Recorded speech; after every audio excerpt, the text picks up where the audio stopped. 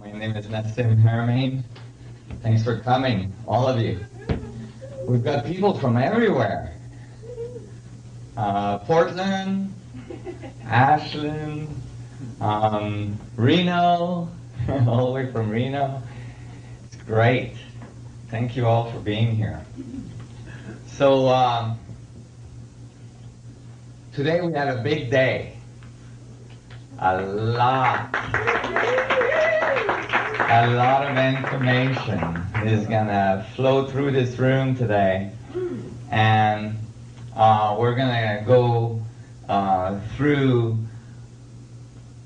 all the physics from universal size object right down to subatomic particle, going through consciousness, ancient civilization, chemistry, biology, and so on. So we've got a big agenda. It's going to be fun. And it's going to take a little time. So be comfortable. Make sure you are comfortable. Make sure you have enough water to lubricate your brain. Lubrication. And make sure that if you have to, that you eat enough and all this, so your blood sugar doesn't drop too far. Sometimes I see people, I see smoke starting to come out of the ears. Then I know there's like damage being done. So we'll try to avoid that today. Almost too loud. Oh, okay. Maybe we can turn that down on the board. Which one is that? That one there. Low.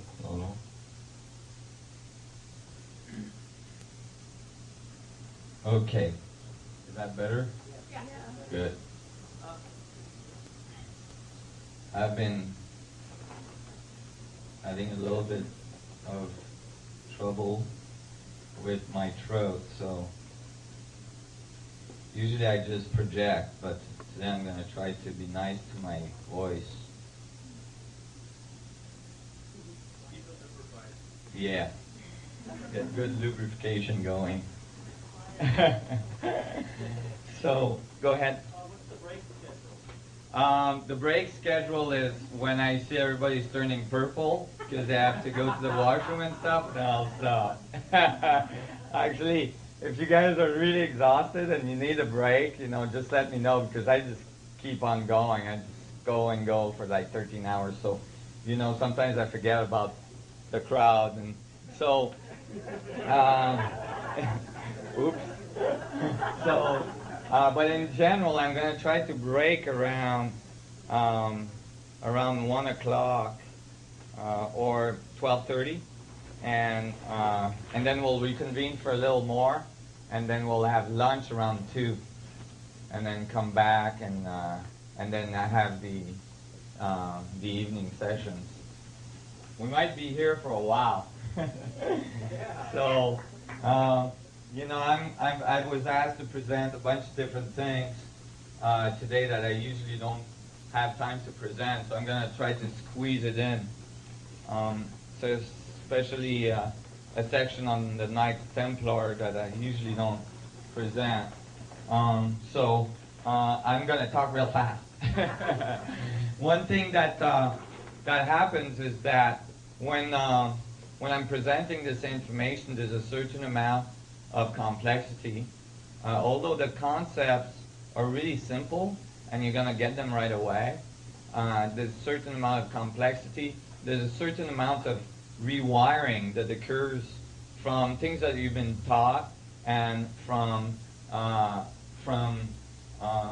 just a new way of thinking coming in, and that takes a little bit of time. And what happens is that if you have too many questions that are unanswered, then it starts piling up, and that's when I start noticing people turning, white, and it's like, oh my God, they're gonna explode.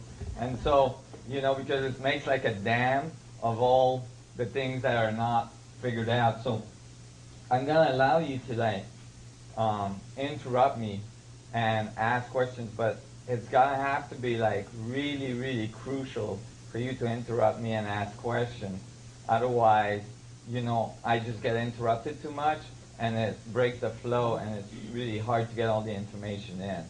So before you ask questions, please think about it or see if I'm going to answer that question shortly after, because commonly that happens. But if it's really piling up and you just cannot go forward in the thinking without getting those questions answered, please just interrupt me. You can start screaming, jump up and down or something. I'll get the signal. So I'm going to go through the information today in a little bit of a chronological way. How I came up with it and how it changed my life and how my life evolved as the information evolved. And you'll see that although this information can get extremely complex extremely fast, the way I learned about it, the way I learned it, makes it easy because it was just a series of logical progression that I teach typically to even 7 years old. And actually, some of the 7 or older kids commonly after the talks come up to me and say, "Are you sure the other physicists don't think this way?" And I'm like, I really checked it out. I spent 20 years checking it out. They really don't think this way. And it boggles their mind because it's kind of obvious and it's kind of instinctive. It's not kind of instinctive, it's instinctive. And it's a funny thing that like commonly now, they think of these thoughts as counter-instinctive. But I think they're quite instinctive. And they got counter-instinctive as a result of confusion. In the early ages, when we learned some of the foundations of our reality at school. So that's really what happened. At the age of 7, I had a bunch of esoteric experiences. And we're not going to get into that. But I had an intuition, and I definitely had experiences that told me that there was something else than the reality we observe. That like the reality we observe is just like a little bitty part of what's going on. Just like if you'd like the electromagnetic spectrum has a section that we see, and then there's a whole bunch we don't see. And the part that we don't see has huge impact on the physics of the part that we see. And I felt that very early, until they discovered, for instance, X-ray and infrared and long wavelengths and so on. They thought that all there was the visible spectrum. And, it became clear later on that there wasn't, that there was much more. And I think that it's becoming clear now in current physics that there is a whole bunch of stuff going on that we're not aware of that is actually generating the part that we are aware of. So when I was 7, I noticed this. I had experience that made me notice this. So when I got to the age of 10 and I got into my first geometry class, and the teacher went to the blackboard and said, "Today we're going to learn about dimensions," I thought, that's it. Oh my God, finally somebody's going to explain to me what's this other world about, these other dimensions that I felt were present. And I got really excited. I was like, oh my God, finally an adult that's going to talk about something real, and something that makes sense to me. So the teacher started the lesson and I got really, really disappointed. He didn't tell me anything about the dimensions that I was experiencing earlier on in my life. But he actually gave me one of the major keys to the evolution of this theory and to its conclusion and into its proof that is now being peer-reviewed in many universities around the U.S. and from scientists that are looking at it from NASA and so on. So it's really exciting. And that, at the age of 10, made a huge difference. What the teacher did is he went to the blackboard, and we'll call this our blackboard today, and he made a dot. And he said, the dot is dimension 0, and it doesn't exist. And I went, okay, I can see it, but it doesn't exist. And, you know, I was near the door in the back of the room. I was always closest to the door because I was having so much problems at school. And, you know, I'm like, okay, whatever, you know, if you got a dot that doesn't exist, I can go with that for now. And then he said, this is a series of dots that he placed together and made a line and said this is dimension 1 and it doesn't exist either. It still doesn't have volume. And, you know, that seems consistent to me. Then he placed a bunch of lines that are made out of dots together, made a plane, called it 2D, and said this is the dimension that you live, that your comic strips lives in. It still doesn't exist. It still doesn't have volume. Well, until then, although, you know, it was kind of a bizarre approach, it was consistent. But then he did something that seemed like a miracle. He grabbed 6 of these planes and put them together on the blackboard, made a cube, and said, this is dimension 3, 3D, that one you exist in.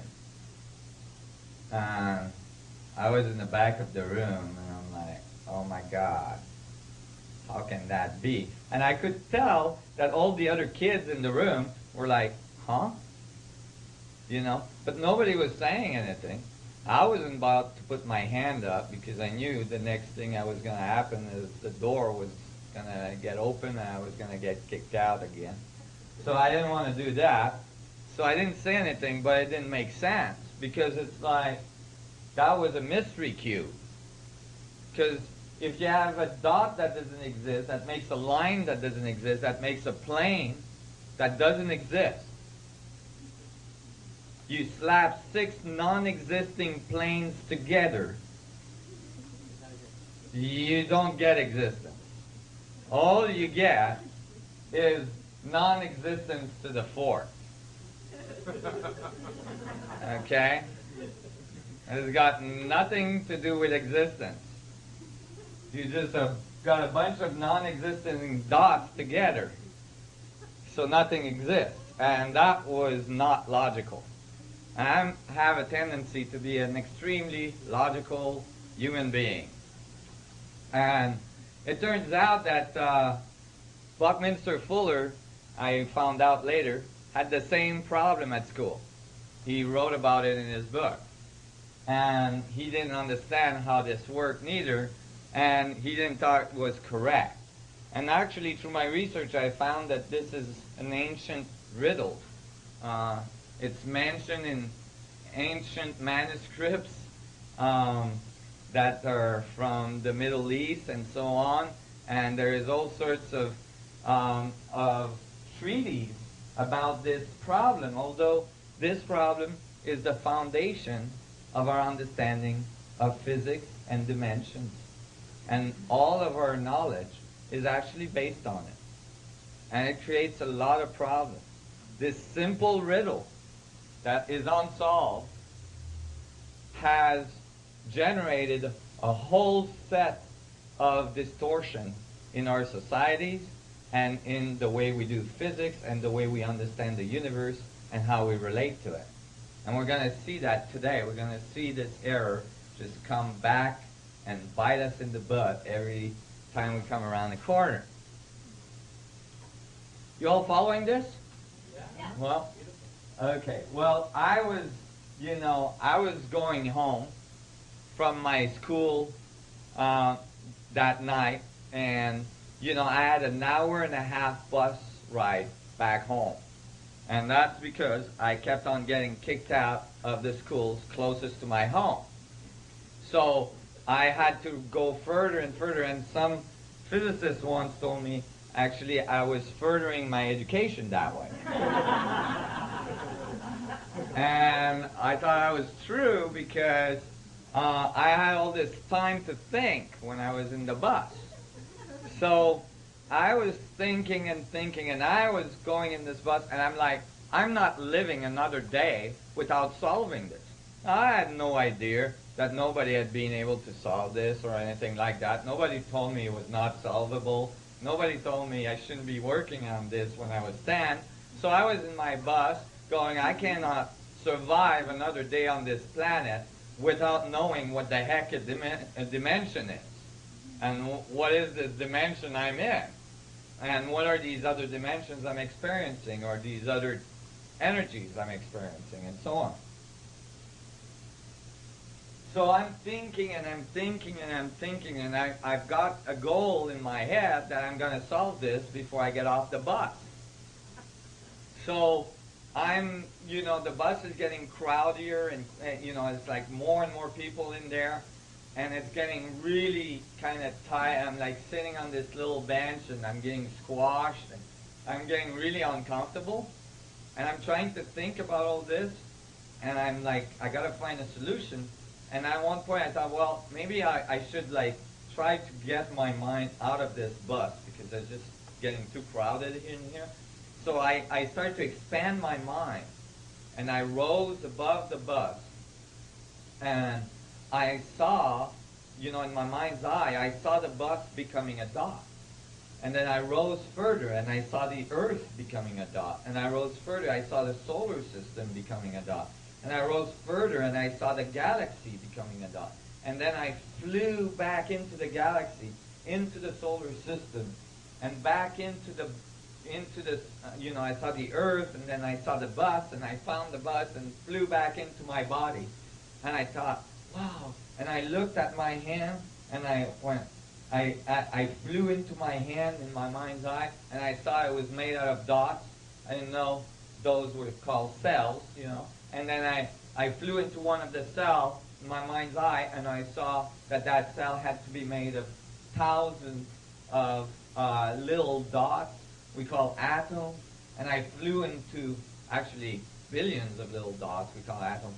And then I flew into one of those dots, and I saw that inside the atom there was a whole bunch of other dots in the middle, and so on. And actually, that was my first glimpse at the fractal nature of the universe. And I thought, oh my God, I know how to solve this. It's a dot within a dot within a dot to infinity. And the only thing that exists is the dot. Within each point, all information is available. Each point contains the whole. So the only true existence is the point. And from that point, or from an arrangement of points, you get all of reality. Wow. I was onto something. I got really excited. It's like, that's the way it goes. Each point contains the whole. Each point has all information. Each point is connected to all other points in the universe. And then the universe arranges the points in all sorts of different ways and makes all of the things we see. Well, that would mean that each point had to contain infinite amount of energy, infinite amount of information. Well, I got excited, and I'm like, oh my God, I got to tell my mom. So I went back home, I got out of the bus, and I'm all excited. I'm like walking on the cloud. I'm feeling like I've got this illumination, and I'm on my way to changing the world and all this, and I get home and I wait for my mom. My mom comes back from work and I'm like, "Oh, Mom, I figured out something at school today. It's real important." She smiles and she's like, "Oh my God, he finally had an A in the test or something. She thought I did something real good at school." And I'm like, "Mom, I figured out that each point contains the whole. Each part of you has infinite involved in it, and each point has a connection to everything else." And I'm telling her all this, and she looked at me and she, "Part of your curriculum at school, is it? And I think you should go back to it.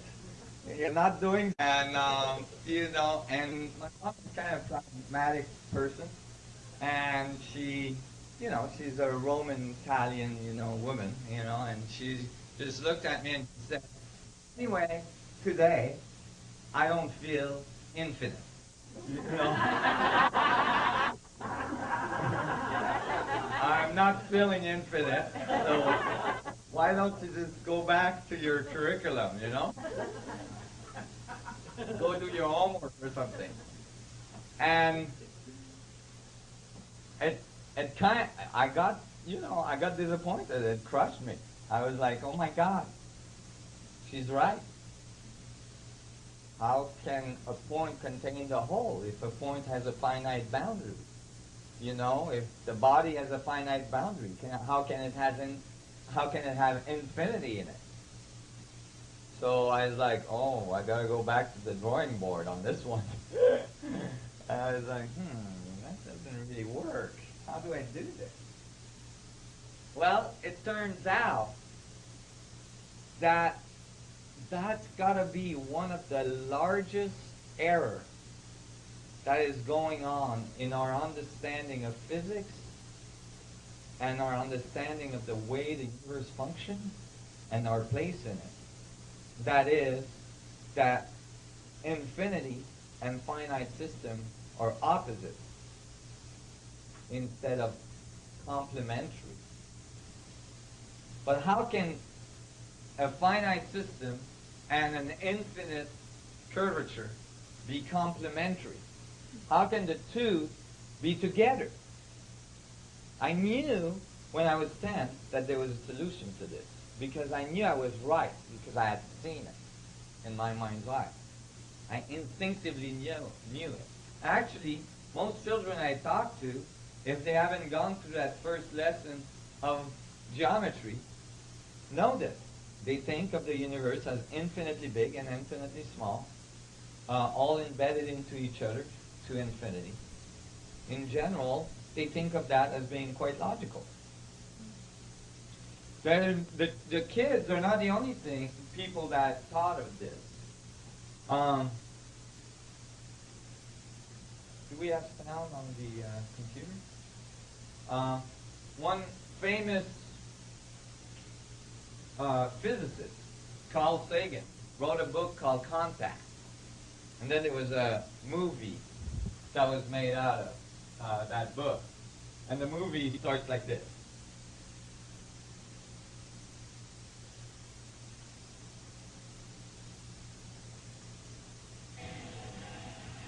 Thank you. Okay, this is a little bit hard to see. It's the edge of the Earth. There we go.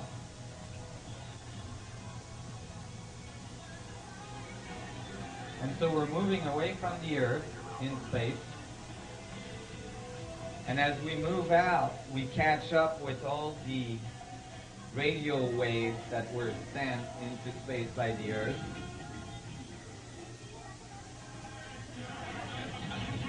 So it's like almost going back in time.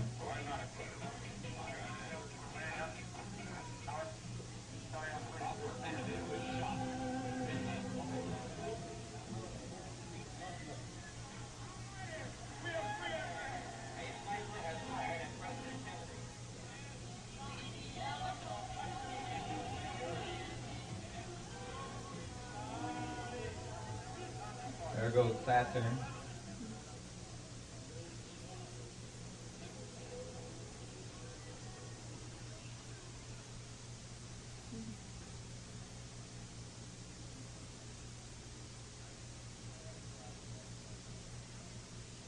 Now we're exiting our solar system.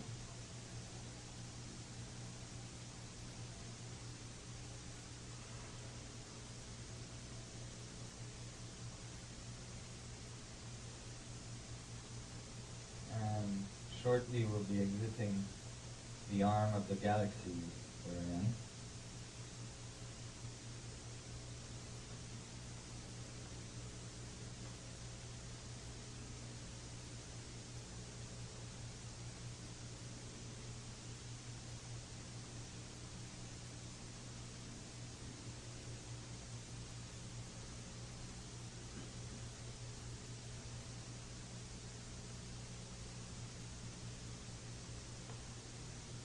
Here's our galaxy center.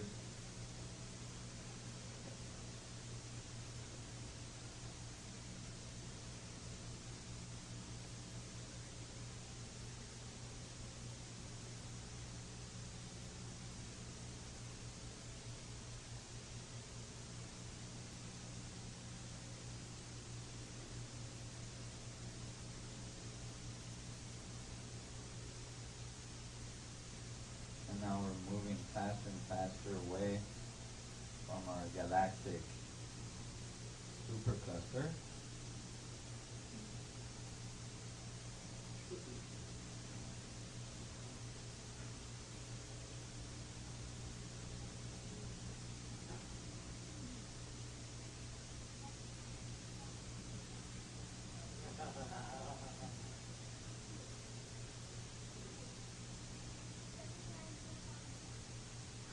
So the concept of a universe within a point, was there quite definitely described. Let me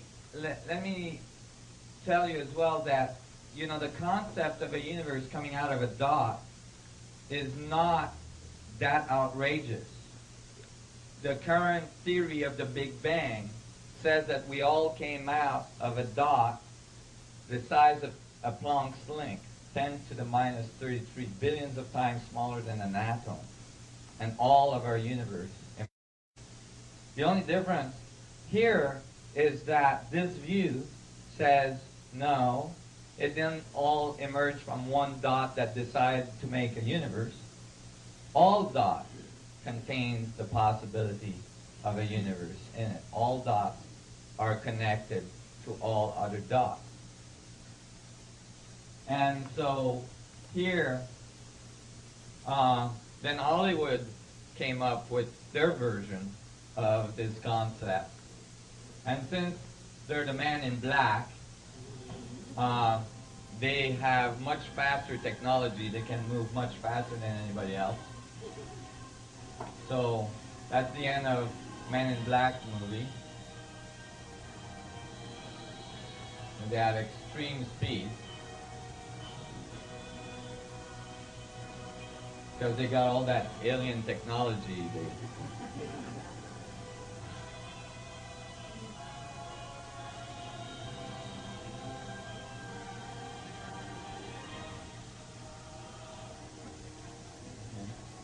Little marbles we are.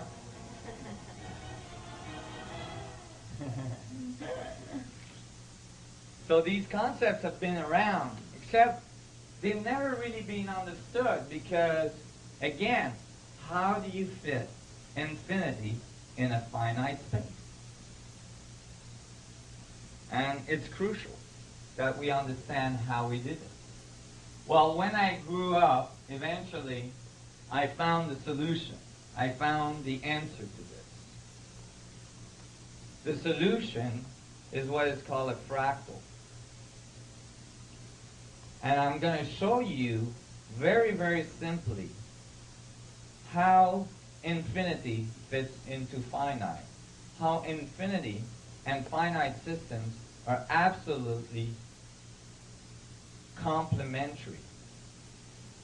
And that each point has the potential of having all information in it. I'm going to show you this in a geometrical way, so it's really easy to understand. And it just happens that the way I'm showing you this turns out to be very crucial to the way systems are organized and generate the geometry of our reality everywhere we live. So we're going to make a boundary, a circle, and inside it we're going to inscribe a tetrahedron, or an equilateral triangle in this case.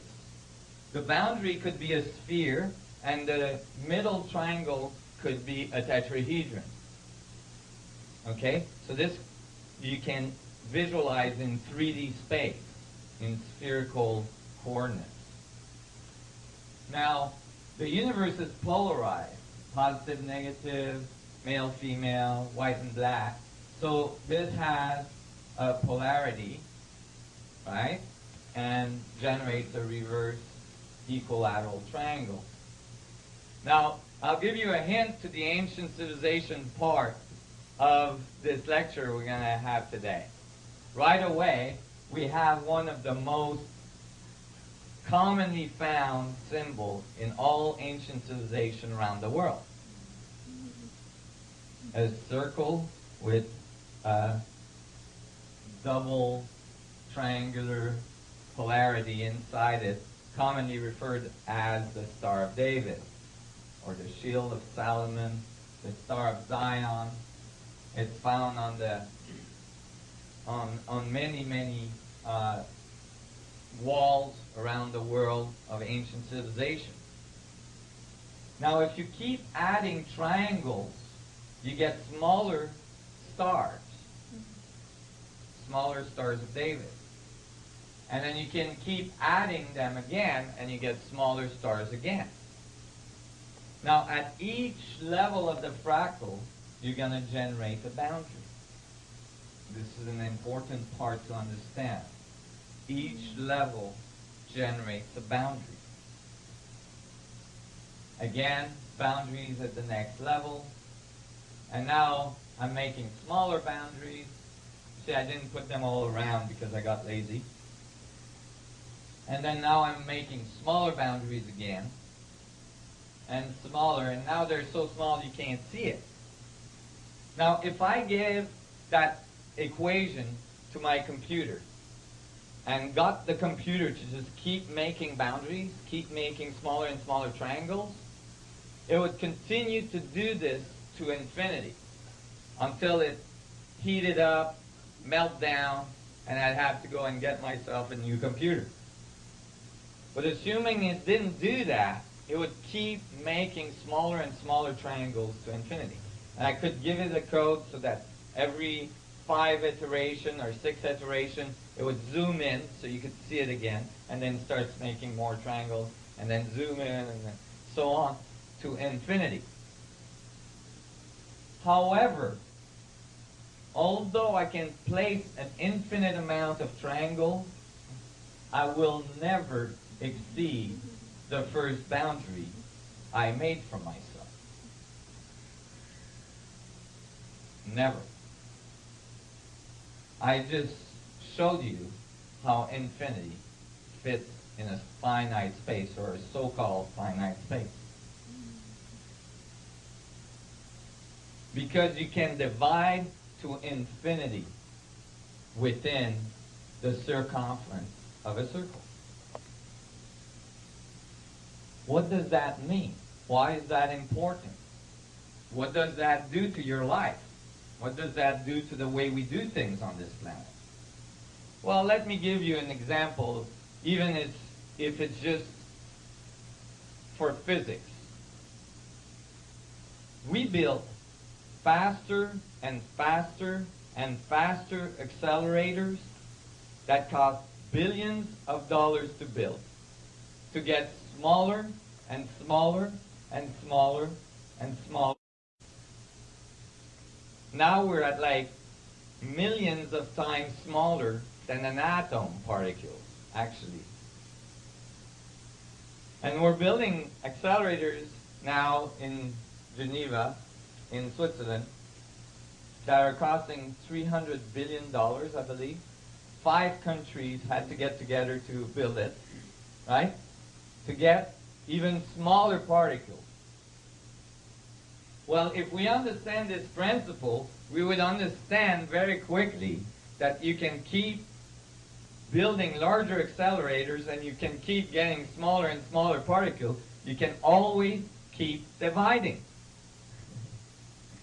So we would give up the search for some fundamental particle and that's going to end the search for particles, and we would start to understand that what we need to discover is the dynamics of the division, the dynamics of the quantization. You understand? Not, how far we can go into infinity. Just so that some physicist can put his name on it and get a Nobel Prize for a new particle. But further, what does it mean to you? It means that if this is true, every one of your atoms, every one of your cells has infinite potential in it, has infinite connectivity to everything else. That each one of your atoms is a mini black hole. Because if there's infinite amount of particles in it that can be divided, that means it has infinite mass.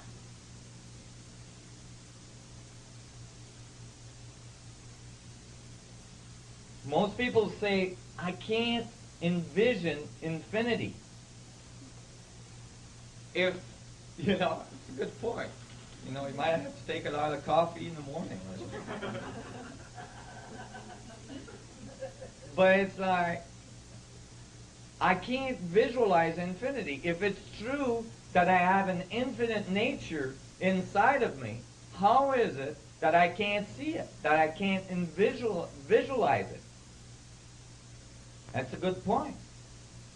Well, the reason is that most people try to envision infinitely large when they think of infinity. So that is limited by your senses because it's external to you. However, here we see that through infinite division, we can generate singularity, a link to all other things. So when you try to visualize infinity, you might want to turn your senses inwards and go towards the infinitely small that's contained in all of your atoms, in all of your cells.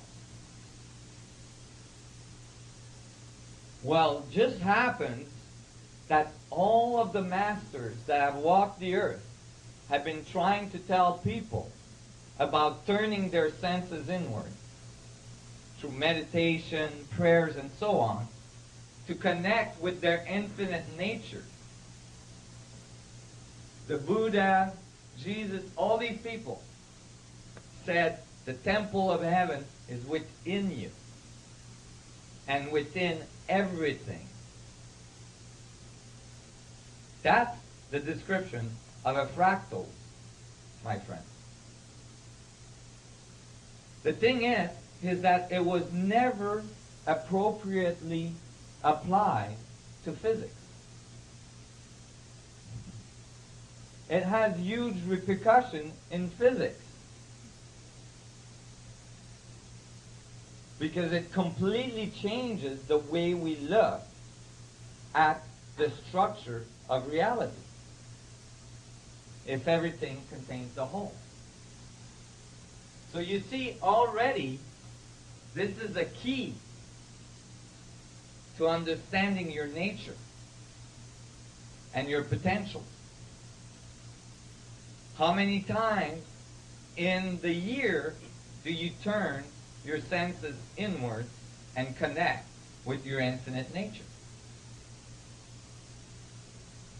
And so I was really excited about this because it seemed to say as well that the universe would be expanding and contracting, right? If everything goes towards infinity at the center of all atoms, then the universe is contracting as much as it expands. And I could see how the external part of my existence is the expansive part, and the internal part of my existence is the contractive part. So I started to think in those terms when I was actually 11. And I learned to meditate. A young master of meditation from India taught me to meditate. And I was really excited because I was discovering a whole world within myself that seemed to have infinite potential. So I started to spend more and more time concentrating inward and connecting with that part of my existence. And I started to think that there must be a balance between the expansion of the universe and the contraction of the universe. And the contractive part of that balance equation is the part that generates. And the radiating part is the part that alienates, that destroys. Yet, all of our science, all of the knowledge is based on the radiating part. There's nothing we've really discovered since fire. We explode everything. We put fuel in a rocket, right? Tons and tons of fuel, and we light the bottom, put a few people on top, and pray that they're going to survive the experience. That's our approach. We put fuel in our car, and we explode it in a chamber, and we push a piston up and down. It's all about explosion. And we think the universe is expanding.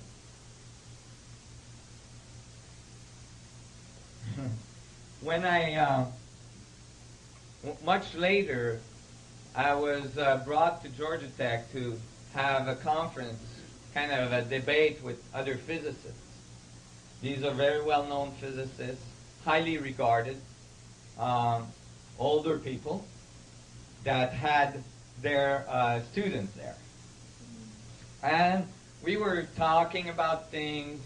Some of the students were there. They came in and out.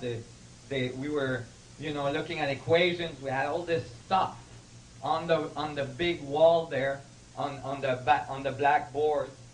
And I showed up with this book. This is the only book I had with me. I had maybe another few, but that was my main book. It's called Gravitation. It's a classical book about relativistic equations. It's written by Messner, Thorne, and Wheeler. Those are legends of physics. Wheeler having worked with Einstein and so on. And it's a brick, you can see. And that's why it's called gravitation. When you pick it up, you know everything you need to know about gravity. And I was going through all the equations, and I could see that the physicists were starting to get upset with me. I was, kind of going through, the way they think of the universal dynamics and the universal expansion and all this. And I finally said, okay, if I understand your model right, and I opened Gravitation on page 719, and I said, if this is correct, then the universe is something like this, which they show you after about 1,000 equations. The model for our universe is a balloon with pennies glued to it. So what you do is you take a balloon, you take a bunch of pennies, and a glue gun. And you glue the pennies to the balloon, and the pennies represent galaxies. And then as the balloon inflates, the galaxies move away from each other. generating the universal expansion we observe with the Hubble. It's called the Hubble constant, or the Hubble expansion, and is observed by various modalities, including telescopes. And so I'm going through this with them, and you got to realize these guys are very accomplished physicists, and they're looking at me going, "Oh my God, this is like kindergarten stuff. If you don't know this stuff, you should go back home and study a little more before you waste our time." And so I was like, well, what I want to know is where is the equation, because I really looked through all your stuff, and where is the equation for this guy?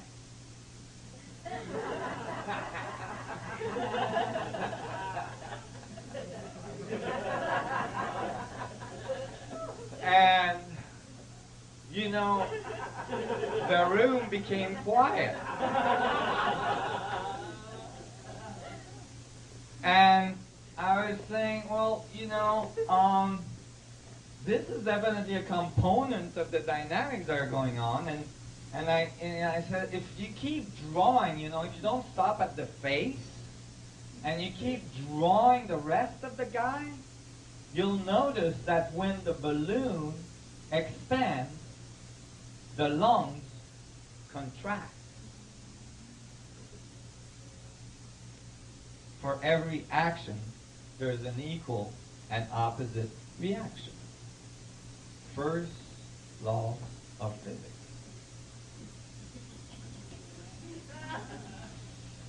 That hurt. Everybody had a blank look on their face, and the room became so quiet you could hear a pin drop. And I could see my dear friend and sponsor across the room going, "You're doing damage."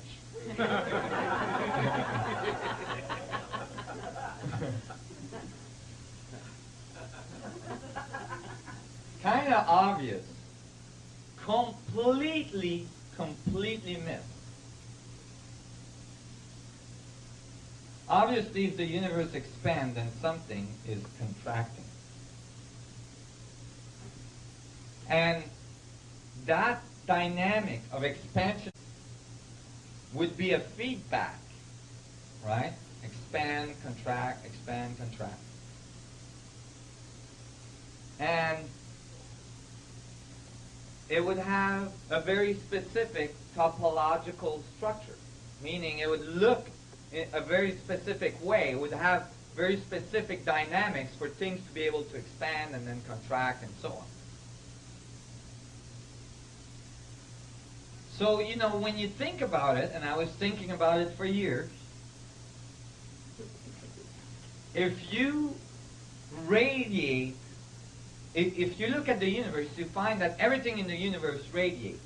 What does it radiate in?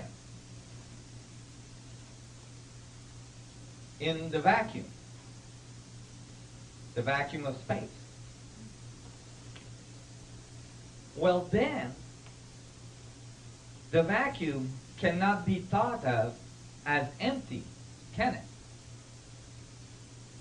Because no energy is lost, no energy is gained. So if all the suns, all the stars, all the galaxies, all the black holes, everything we see radiates into the vacuum, then the vacuum must be full. Full of energy. And it was clear to me that then the vacuum must be the contractive side of the event horizon, the contractive side of the structure of reality, the part we don't see. Why? Because it's contracting towards infinity, moving away from us. It appears to us as vacuum. So I was puzzled about that, and I remembered my first class of physics. So again, you know, I'm all excited now. I'm about 16, and I'm going to my first class of physics. Well, actually, I'm like 14 or 15, something like that. And I'm like, oh my God, today I'm going to go into my first class of physics. I'm going to learn everything there is to know about atoms and reality. So when I sat, the first thing I did is put my hand up, and, you know, the teacher didn't know me better at the time, so he asked me what I wanted. And I said, what is an atom? I was surprised to hear the response. I thought, oh, he's just going to spell it out. What the heck is an atom? And he said, oh, that's way too complex for a first physics lesson. And in fact, we are not quite sure what an atom is. I was like, huh? You mean that in all of the years of physics that have been going on this planet, you guys still don't know what the heck is an atom? How can you tell what anything else is then? Right? And so I was like puzzled, but one thing he said is that one thing we know is that the atom is made out of 99.99999% space. And I went, oh, space. Mostly space. Everything you see, everything you touch, everything is mostly space. 99.99999%. That includes you. You are 99.99999% space. And it was like, wait a minute. That the universe is connected by a non-seen force, right? What would be the thing that would connect all things? Space. That's the only thing that's everywhere. And that's the only thing that all energy is radiated into. So I start to think, maybe it's the exact contrary. Maybe the atom is just a result of a division in space. Aha! Like the fractal structure we just saw. Divisions of space to infinity. Now it starts to look a little different, doesn't it? Is your brain starting to hurt? That's okay if it does. It's normal. Don't panic. It'll get better.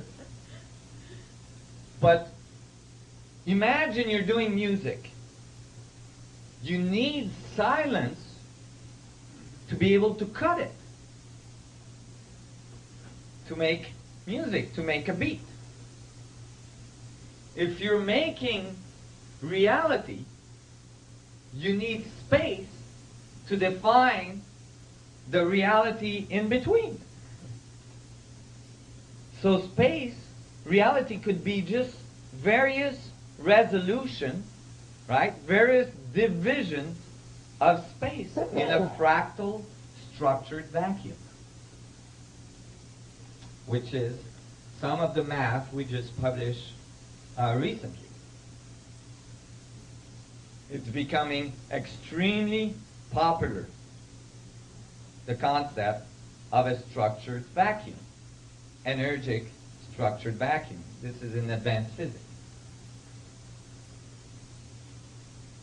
So I dug a little bit more after that first class in physics, and I found something that blew my mind. Much later I did find it. And it says this. It's in gravitation. Present day quantum field theory gets rid by a renormalization process of an energy density in the vacuum that would formerly be infinite, if not is not removed by renormalization. Now people, you don't know what renormalization is. What they tried to do to me at school.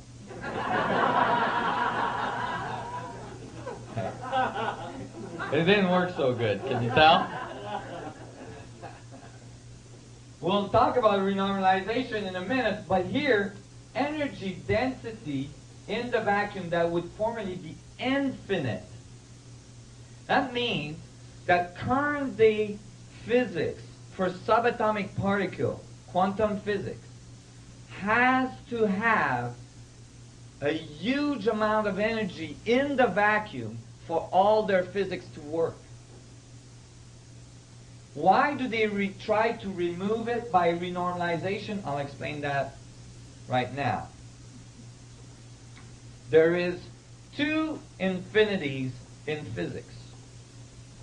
That sounds like a misnomer, but that's the way it is. One infinity is infinitely small quantities.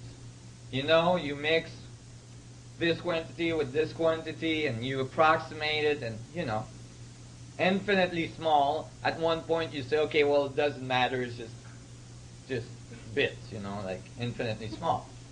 It's okay, you can ignore infinitely small. And then there is another infinity.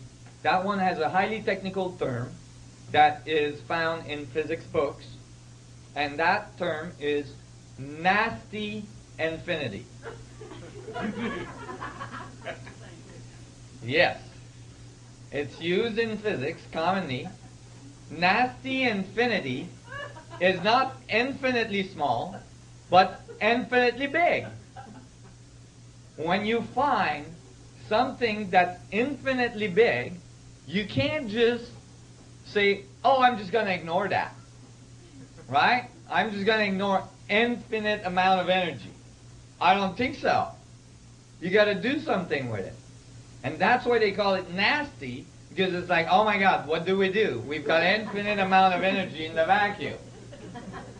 You know, nobody's going to believe us. So there's a thing in physics is that if you find nasty infinity, you got to somehow get rid of it. And if you don't, then your theory is no good. It's discarded. And the way they came up with a way to get rid of it is that they use a renormalization process. Basically, they take the infinitely large number and they cut it. Okay? And then they try to shove it under the carpet somewhere, and they don't talk about it. So, basically, you can graduate with a PhD in physics and never have heard that the vacuum density is infinite at the Planck's distance.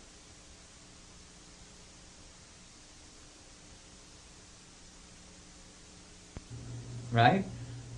It's called quantum fluctuation.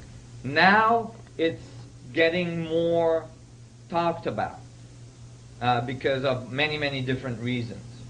But so it's becoming more popular in people. But only a few years ago, if you talk to people about, you know, infinite density in the vacuum, they'd look at you and go, oh my God, what are you talking about? They think you're talking about a vacuum chamber in a laboratory somewhere. So I was, you know, so how did they renormalize this? Well, they took a thing that's called a Planck's distance. And I'm not going to go into much details on how they derived this number. But it has to do with the Schrodinger's equations. And the Planck distance is 1.616 multiplied by 10 to the minus 33. This is a small little dot. And basically they say this little dot is the smallest thing the universe does. Right? We'll make the dot. See? Here's my Planck's length. And they say the universe goes to that small and then stops. It's like, I'm done. I'm out of here. This is way small enough. I ain't doing nothing smaller. Okay. And then what they did is they went and see how many of these Planck's lengths, right, would fit in a centimeter cube of space, to try to renormalize the infinite density of the vacuum, to get a closed number. So they stacked the Planck's length into a centimeter cube of space, basically, and calculated that the density of the Planck's length would have to be 10 to the 94 grams per centimeter cube. 10 with 94 zeros of these Planck's length in a centimeter cube of space. Well, now they had a finite number. But what is that finite number? Let me give you an idea. If you took all the stars we observe in the universe with the largest telescope on Earth, actually off the Earth, the Hubble, and you stuck, and we see 100 billion galaxies. Each galaxy has over 300 billion stars in it. Most of these stars larger than our solar system. Okay? And you took all that stuff with a huge trash compactor and you squashed it into a centimeter cube of space. You still would not have 10 to the 94 grams per centimeter cube of density. You'd still be short. Okay, so you guys got a finite number. It sounds pretty infinite to me. Maybe we should learn to deal with infinities instead of trying to renormalize them. Because, you know, people got Nobel Prizes for this. So 10 to the 94 grams per centimeter cube is actually what's called the vacuum fluctuation density in quantum space. Meaning that the vacuum is not empty. It's extremely dense. But why does it feel like the vacuum then? It doesn't feel so dense either after, you know, a night at Burning Man. With what happens there, you know, how can the vacuum be so dense? Well, if the vacuum is everywhere and infinite in nature, then it's in perfect equilibrium. And if it's in perfect equilibrium, there's no way you're going to feel it. It can have infinite forces in it, but if it's in perfect equilibrium, you're not going to know it's there. Just like a fish inside the ocean, in the water, will never know it's in the water until you take him out of the water and it feels a different density. We have no way to feel a different vacuum. So we think of the vacuum as empty, when actually it's full. And you can come to those conclusions yourself by simply realizing that if everything is radiating in the vacuum cannot be empty. So I was amazed, and I'm like, okay, well, let's go with this. The universe is expanding. The vacuum is contracting to infinity. And all of reality emerged from the feedback between expansion and contraction. It becomes really clear then that the expansion part would be the electromagnetic radiation part of the universe, and the contractive part would be the curvature of space-time and the vacuum energy going towards singularity at the center of the system. So, yeah, I'm going to elaborate on it. It became really clear, well, basically, that if there is an expansive and a contractive part of the universe, the expansion part is what we see as reality, which is the radiating electromagnetic emission that we see. A star, a planet, an atom, all radiate energy. That's why we see it, right? And the contractive part that we don't see would be the vacuum energy curving, space-time curving into it, generating singularity, generating the gravitational field.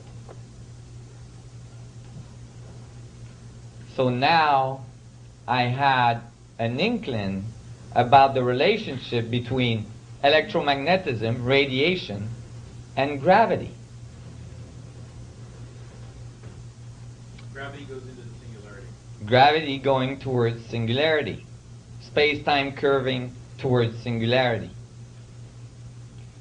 Now, I later realized that that wasn't that outrageous of a thought. Because when Einstein wrote his field equations, he didn't solve them. Einstein just wrote the expressions. It's 10 differential equations. He couldn't solve them. A physicist that was fighting on the Russian front, right, while dodging bullets, was working hard at solving those equations after they were published. His name was Carl Schwarzschild. And he generated what's called the Schwarzschild solution. As soon as he solved Einstein's field equation, he sent a paper to Einstein with the results. And Einstein presented it to the German Academy of Science, and it became the first solution to Einstein's field equation, which we still use today. Carl Schwarzschild died 2 weeks later on the front and never had time to give further complexity to his solution. Basically, he did it without rotating the field. At first, he was trying to estimate, so he didn't have a rotating metric. And we'll see a little bit more about that later. But the first solution to Einstein's field equation was a black hole. It's called a Schwarzschild singularity. It made a black hole. But because when you go towards singularity with Einstein's field equations, they go to infinity, nasty infinity, that part is ignored. It's called the unsolved nonlinear part of Einstein's field equation.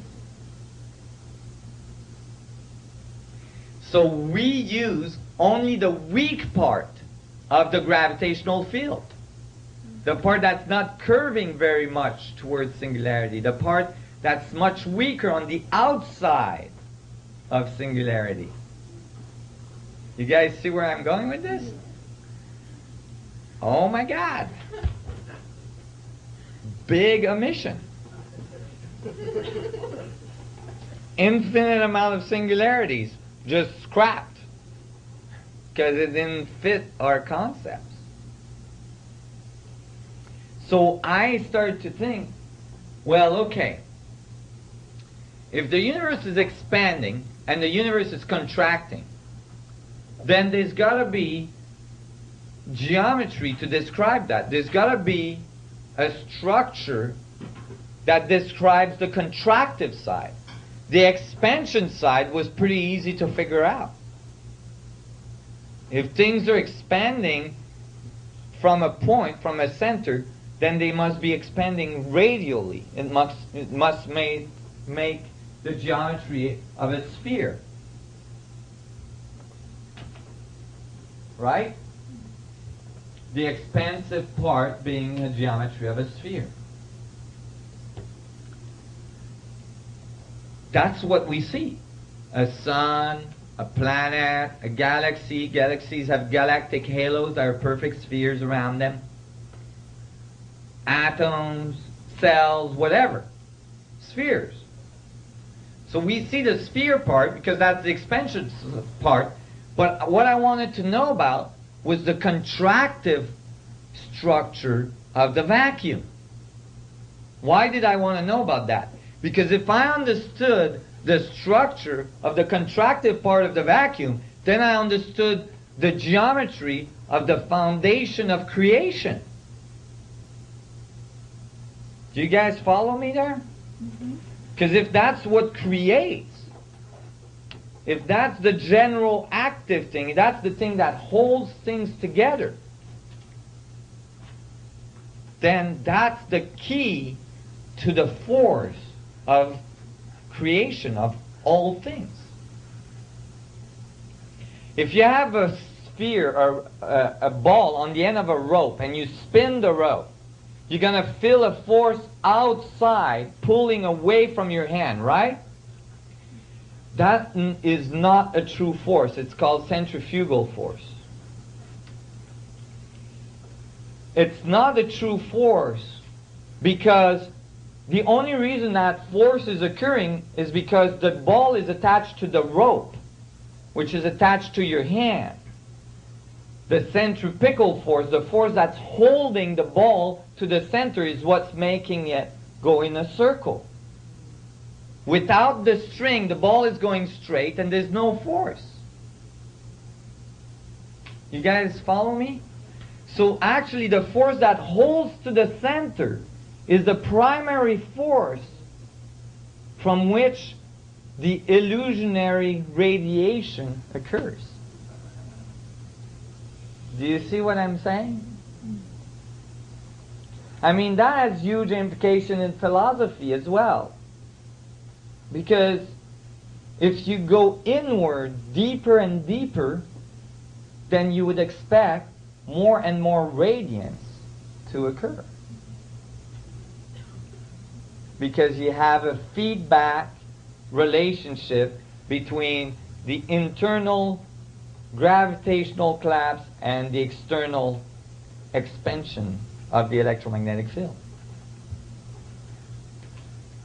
So I was really excited about that, but I didn't know what was the geometry or the structure of the collapse.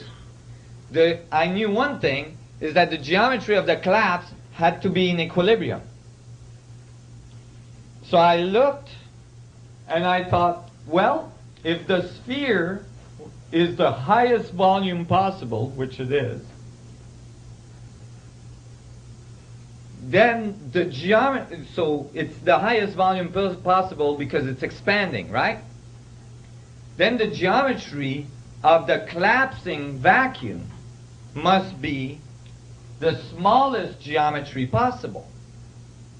The smallest volume, the volume that's collapsing. And that is a tetrahedron. Everybody here knows what a tetrahedron is? Okay. While I'm traveling, it's kind of hard to bring all my models. But this is a double tetrahedron. Okay, there's two there. Actually, there's 8 making an octahedron in the middle, but we're not going to get too complex here. If you have a tetrahedron, you have 4 faces, 4 equilateral triangle faces. It's like a pyramid with a triangle base. Okay? It's like 3 triangle faces with a triangle base. It's the smallest volume possible. And thus, that had to be the final geometry of the collapse. Well, you know, when I was thinking about these things,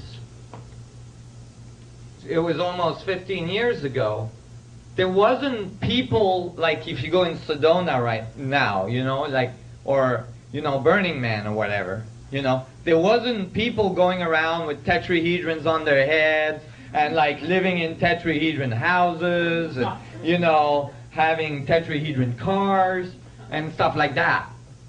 You know, at that time, nobody even knew what the heck was a tetrahedron. I mean, it was not so common, although, you know, that comes all the way back from the Pythagorean school and then Plato schools and so on. So I was, you know, at the age of 16, after all my encounters with current physics and so on, I decided I was done. And it's great because I just went to the Einstein exhibit in New York and found out that Einstein did the exact same thing and quit school at 16. But I was, you know, I couldn't keep doing this. I was just running into troubles everywhere I went. And so I started to teach skiing. Because I was a good skier, I figured I can live that way and do research at night. So I was doing research at night and skiing every day, teaching skiing, being in nature. And I was like, well, you know, after years of skiing, I taught skiing for 15 years. I became one of the top ski instructors in Canada. I was one of the 20 top ski instructor in Canada, ski coach.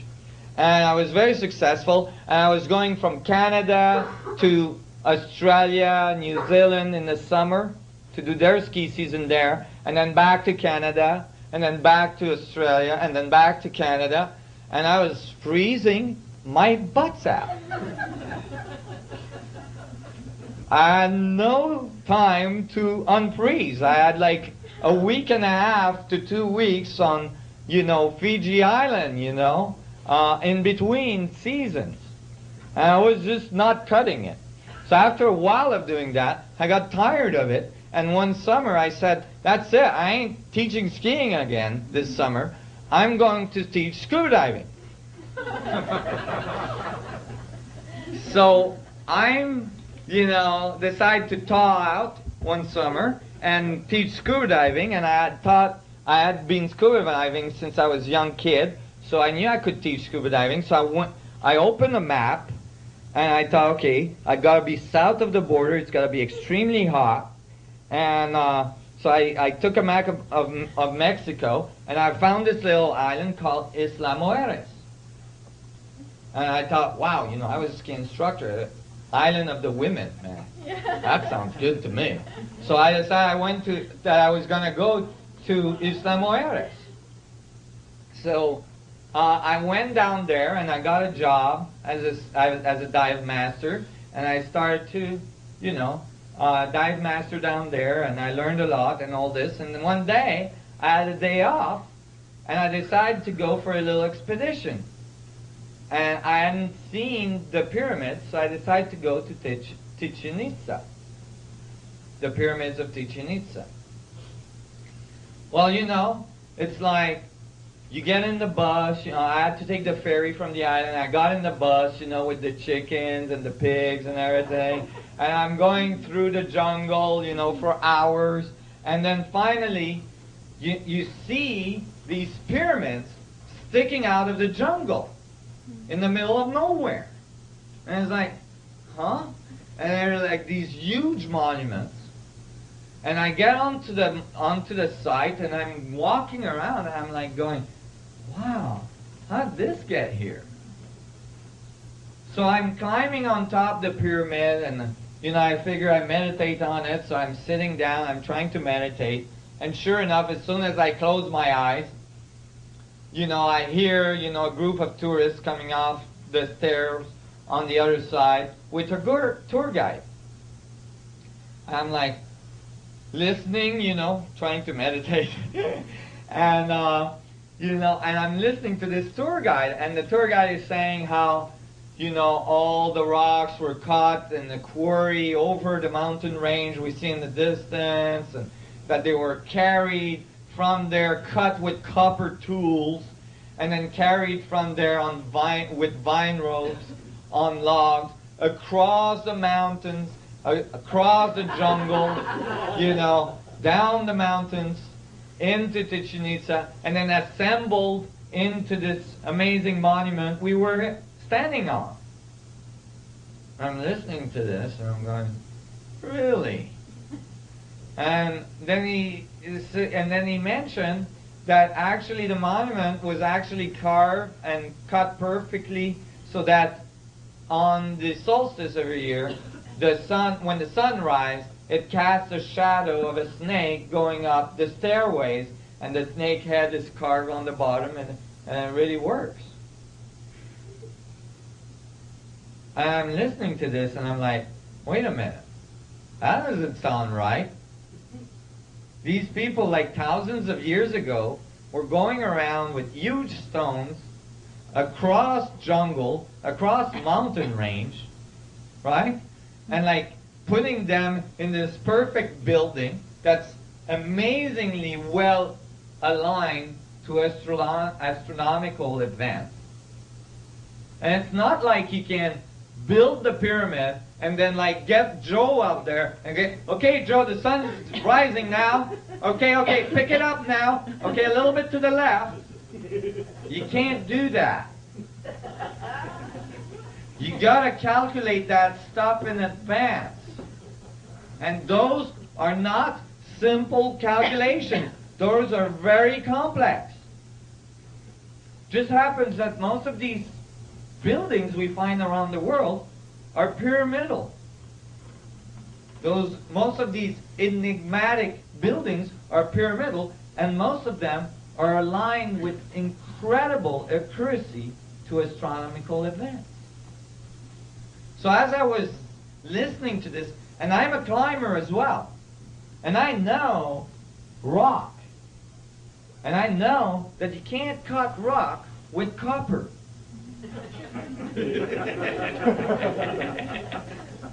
And I find out later on that archaeologists say, oh well, they had a way to temper the copper so it became hard.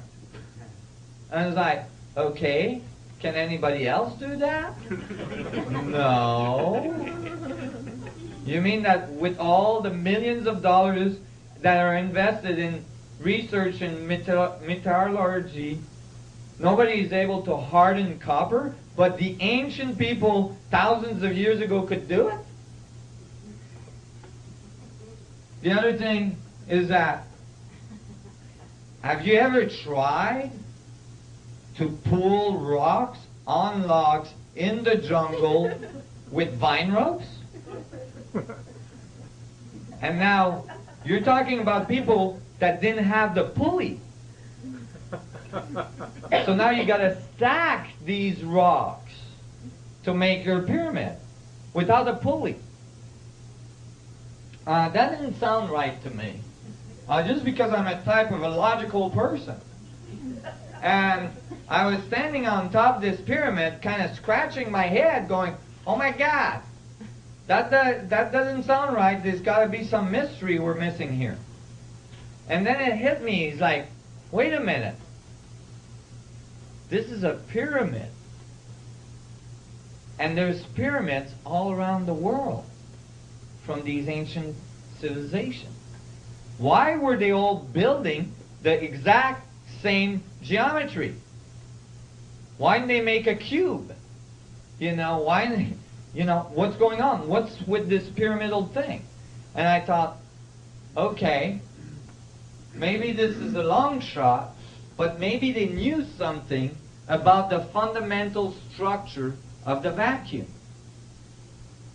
Maybe they knew something about the logos of reality, the fundamental structure from which everything emerges. And maybe pyramids are involved in that. So when I got back home, at the time I lived at Whistler, Canada, a big ski hill, I went to my local library.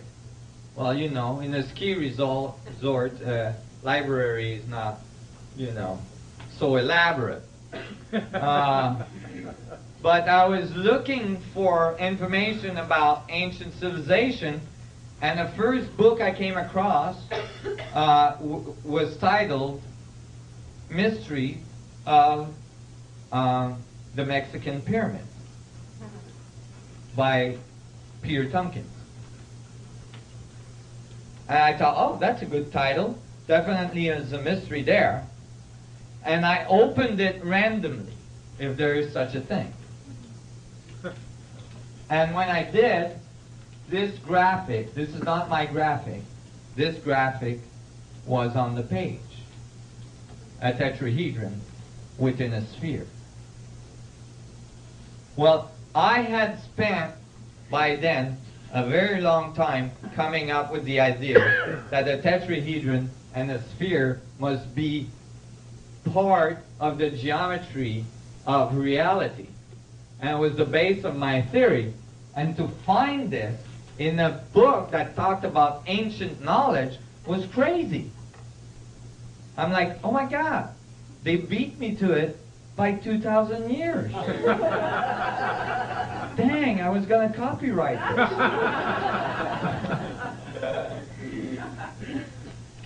And I was like, oh, what's that doing there? And, you know, there was a whole elaboration about the relationship of a tetrahedron to a sphere, showing that a tetrahedron has a very interesting relationship to the sphere, where it intersects the sphere at exactly 2/3 down, 1/3 up, if one point is on the south, or if one point is on the north, then 2/3 up and 1/3 down.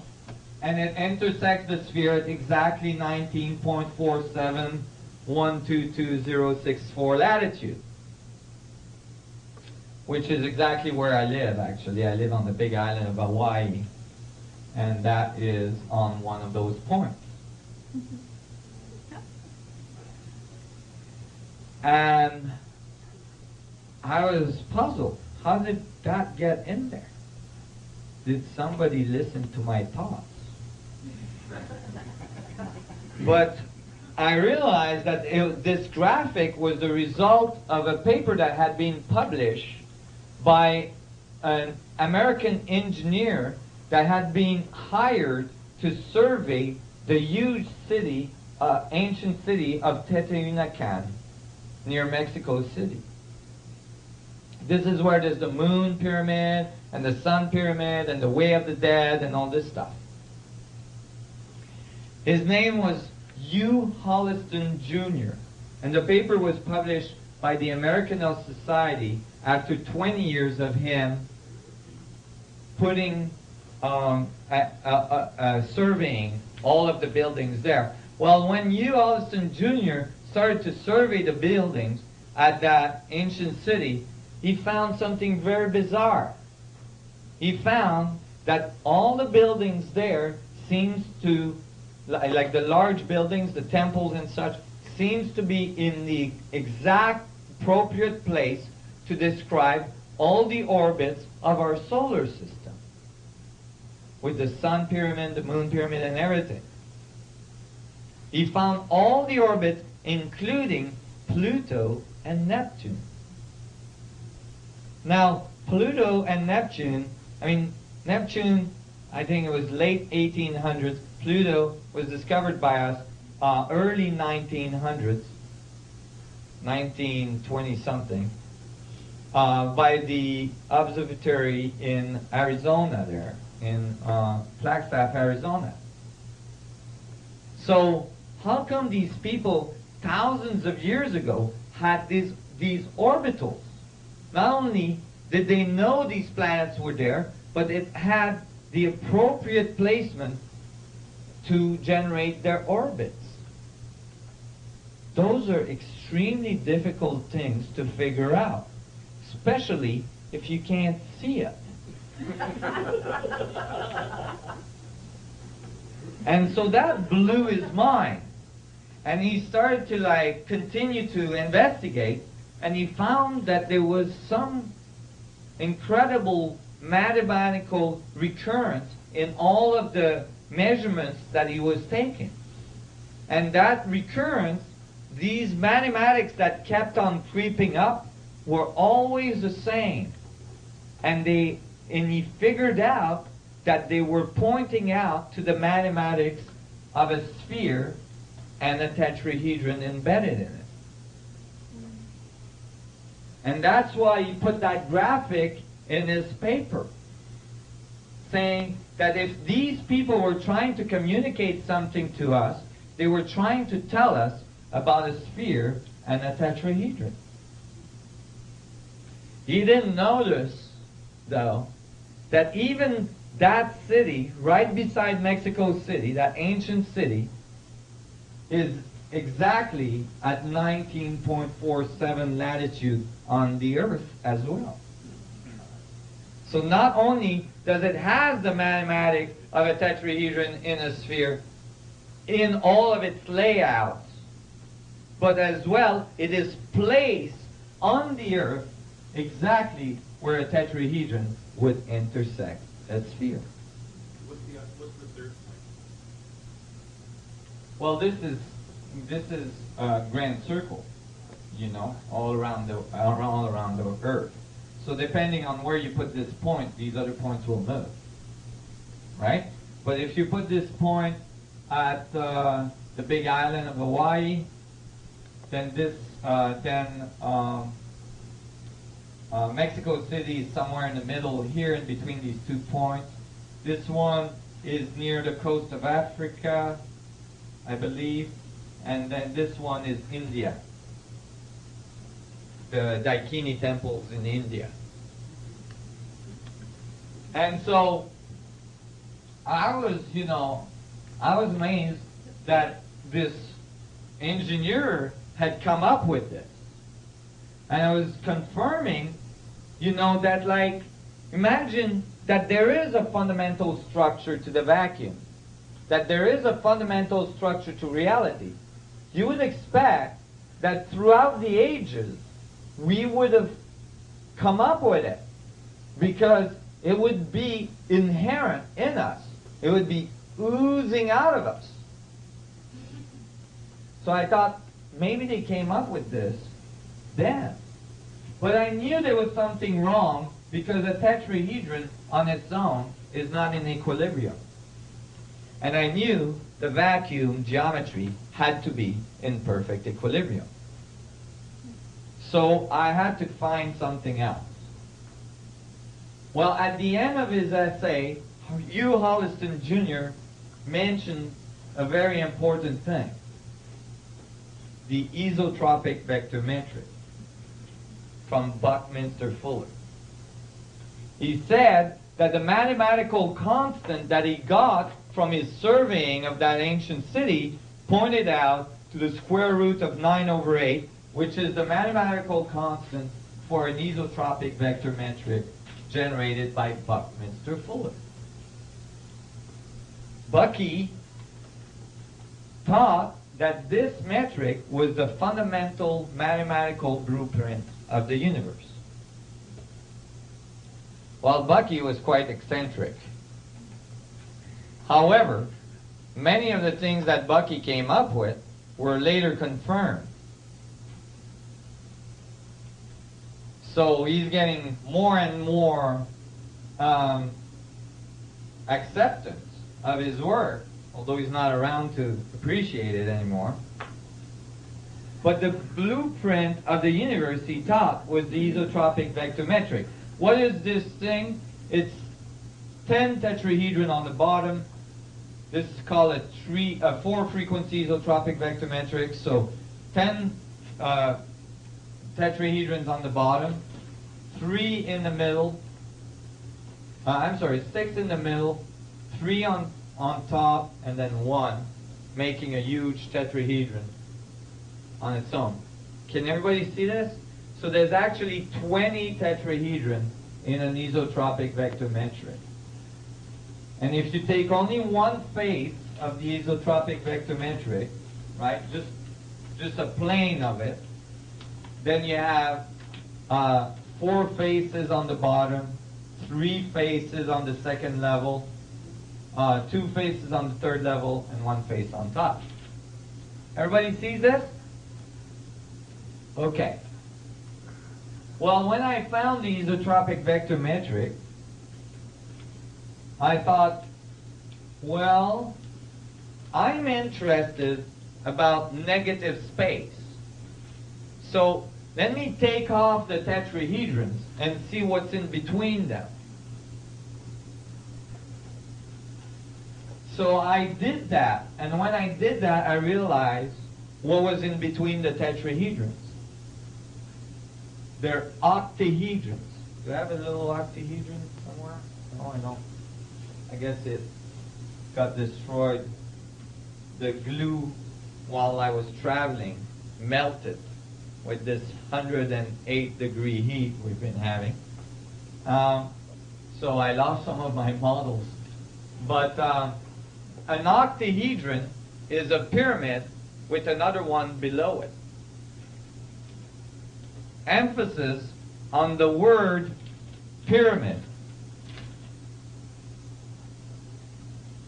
So I was happy to find that the pyramidal geometry was present between the tetrahedrons. Can everybody see how an octahedron is 2 pyramids base to base? If this is one point of the pyramid, then the base is here, and it's a square base. It looks rectangular because it's in perspective. And the other point is here, right? 2 pyramids base to base. There is a bunch of them together, but when I did this, I realized there was something weird. There was something weird in the middle of the metric, because the metric is called isotropic. So you would expect that it would be always in balance, that it would always be in symmetry. But there was a symmetry in the middle.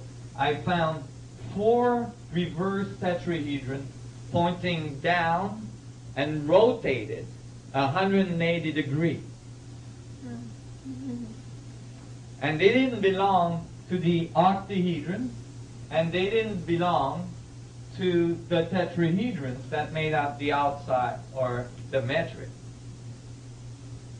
So there was a bunch of these, there was 4 of these tetrahedrons completely out of place, creating a symmetry in the middle of symmetry. Now I knew this had to be incomplete, because if this was the fundamental structure of the vacuum, it had to be isotropic and symmetric so that you would have perfect equilibrium. Oh, there's an octahedron. Thank you. Ooh, nice. Q-tips. Thank you. Appreciate. Q-tips with what? Honey? Rubber cement. Rubber cement. Here's an octahedron. And so when, yeah, that wouldn't melt as well. Oh, that's good. Because I used to do it with marshmallows, but then people would grab the marshmallows and eat them. And I lose my model. But anyway, so the isotropic vector metric had to be modified. I didn't know how. One thing I was sure of is that the universe is polarized, so that it had to be 2. Okay? Now, if you have a polarized universe, and you have 2 isotropic vector metrics, and they're mirroring each other, you have a problem. Because the two mirroring each other, base to base, don't make a sphere.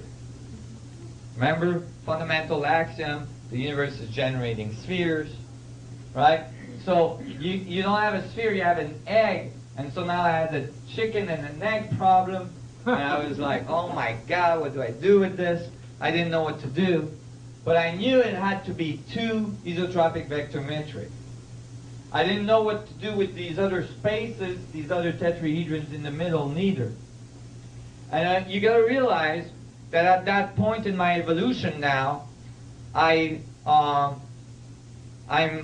finishing my ski career. I got a bunch of universal 2x4s behind the head, forcing me out, telling me you got to do this full time. You ain't gonna do this while teaching skiing. And this point, I'm still doing all this without a computer. So I'm rendering these geometries in my head, and I'm trying to figure out how they fit together. Okay, I found the octahedrons in the middle and all this, and then I'm going, okay, wait a minute, I gotta make this become a sphere. But I don't want to distort the geometry of the isotropic vector metric. It has to be tetrahedrons. So I'm like getting all frustrated about it, and I'm, okay, well finally I decided, okay, and I pushed one into the other, and I generated this in my brain. I was pushing one into the other and trying to figure out where the tetrahedrons would fall. And then that's when I realized what had happened. When you push one isotropic vector metric into the other so that you generate a perfect sphere, then the central geometry is a vector equilibrium, the only geometry in full equilibrium in all vectorial possibility. And there is no distortion because those four tetrahedrons that were in the isotropic vector metrics alone were there to accept the reverse one, so that the one isotropic vector metric was missing its better half. And when the two came together, it created equilibrium.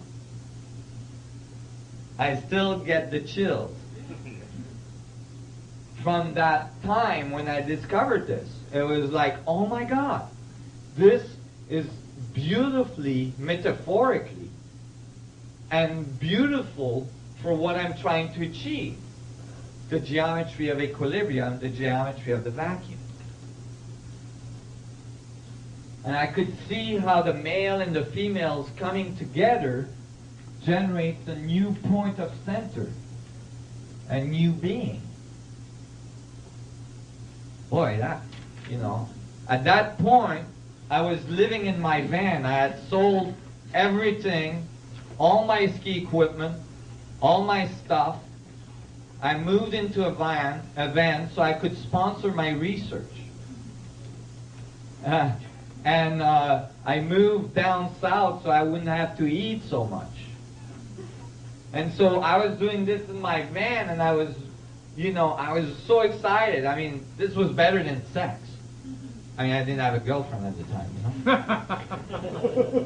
And so it was just beautiful. It was metaphorically beautiful, but in the physics of what I was trying to achieve, it was exactly going in the direction I wanted it to go. And I realized that the vector equilibrium had to be fundamental to the structure of space, of the collapse. Why is the vector equilibrium the only geometry in full equilibrium in all vectorial possibility? Let me show you. If you have a vector going in one direction, and that vector has a certain length, we'll call the length of the vector its force. So longer it is, stronger it is, shorter it is, weaker it is. Okay? In order to get equilibrium, you would have to have a vector in the exact opposite direction with exactly the same length. But that's a weak equilibrium because you'd have to nail that, that vector so that it would be a perfect alignment here. Otherwise you would miss equilibrium. And any forces pushing down in any other direction would break the equilibrium. It's very precarious. So how would you increase stability? You'd probably add vectors at 90-degree angle from those. Now you increase equilibrium, right? However, the edge of your geometry has longer vectors than the vectors to the center. Because they're longer, they're stronger, and thus your geometry explodes. It doesn't work. What would you do to try to correct it? Probably add vectors at 45-degree angles from these other ones. But if you did that, then the edge vectors are shorter than the vectors to the center. The geometry implodes. You still don't have equilibrium. So what's the solution? The solution is the hexagon. Because the hexagon has edge vectors that are the exact same length as the vectors to the center. It's the only geometry that does that. So now you have equilibrium. And what does that look like in 3D? It looks like a vector equilibrium. This geometry here. Oh. Okay. Vector equilibrium. It's 8 tetrahedrons pointing inwards. Now, this can be seen as well as 4 hexagons intersecting each other. You see that? The red one on the edge, there's a blue one at the equator, and then 2 ones intersecting in the middle. Everybody see that? There's a red one on the edge, an hexagon on the edge. 4 hexagons intersecting, creating equilibrium at the center or singularity. And note that there is 12 vectors radiating from the vector equilibrium. So there's 12 vectors radiating from the center, and there's 12 edge vectors, 24 vectors. These numbers are found in most ancient civilization texts. 12, 24, and so on are found everywhere. The 12 angels with singularity in the middle, the 12 apostles with Emmanuel in the middle, the singularity, and so on. The 24 elders in Kabbalistic tradition, and so on. So I was really amazed that I had found this, but my geometry was still out of equilibrium. Meaning, on this geometry of the 2 isotropic vector metric, the vector equilibrium in the middle had all of its octahedrons filled. That means that when the vector equilibrium is in the middle, the pyramidal structures are completed with octahedrons. But the edge octahedrons were incomplete. So I still had a symmetry. So I went back to the drawing board, back in my van, trying to, I've got this in my brain, and I'm noticing that some of the faces of the octahedrons are not covered. So it's asymmetric. So I decided I have to keep adding tetrahedrons till I gain symmetry. So I kept on adding tetrahedrons, and to cover all of the faces, I had to add 24 tetrahedrons to the ones that were already there. So this is one isotropic vector metric is 20. The other one is 20. That's 40 plus 24. 40 plus 24 was 64 tetrahedron metric. The 64 tetrahedron metric is a match to many, many things. I'm going to give you a hint. There is 64 codons that generate the 20 amino acids of your DNA structure. Okay? Now, when I found the 64 tetrahedron grid, then I realized that that was the quanta in which symmetry was present everywhere, and equilibrium was truly generated at the center. But what got me really excited is that I realized what I had built. What I had built was a fractal structure, just like the 2D fractal structure I showed you at the beginning, but this one in full 3D spherical coordinates. The only true fractal 3D spherical coordinate that you will find. Can everybody see the vector equilibrium on the inside and then the vector equilibrium on the outside? This continues to grow to infinity. And I could see that the inside vector equilibrium, its radius is exactly half the radius of the one on the outside. So the geometry grows in fractals, but not only does it grow in fractals, the fractals are perfect octaves. You see? And so I got really excited. It's like, oh my God, here it is. The structure of the vacuum. Equilibrium to infinity. Infinitely big to infinitely small. And then I noticed further that how this was constructed is constructed this way. Let me see if I can let go of some of this stuff. Actually, I'm going to leave that. I realized what I had built. I had built a matrix based on 8 star tetrahedrons, each having 8 tetrahedron in it. Okay? All coming together towards the center to generate the star, the 64 tetrahedron grid.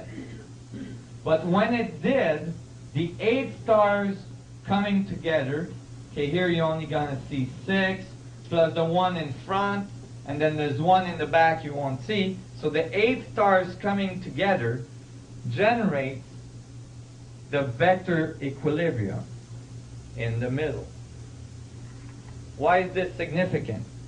8 star tetrahedron is made out of 8 tetrahedron pointing outward, radiation, coming together to generate the vector equilibrium, which is 8 tetrahedron coming towards the center, generating contraction.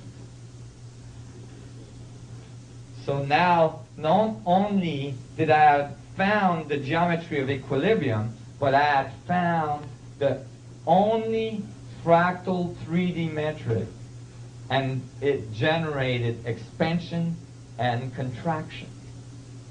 Exactly all the axioms I had placed for myself when I started this investigation of the geometry of space.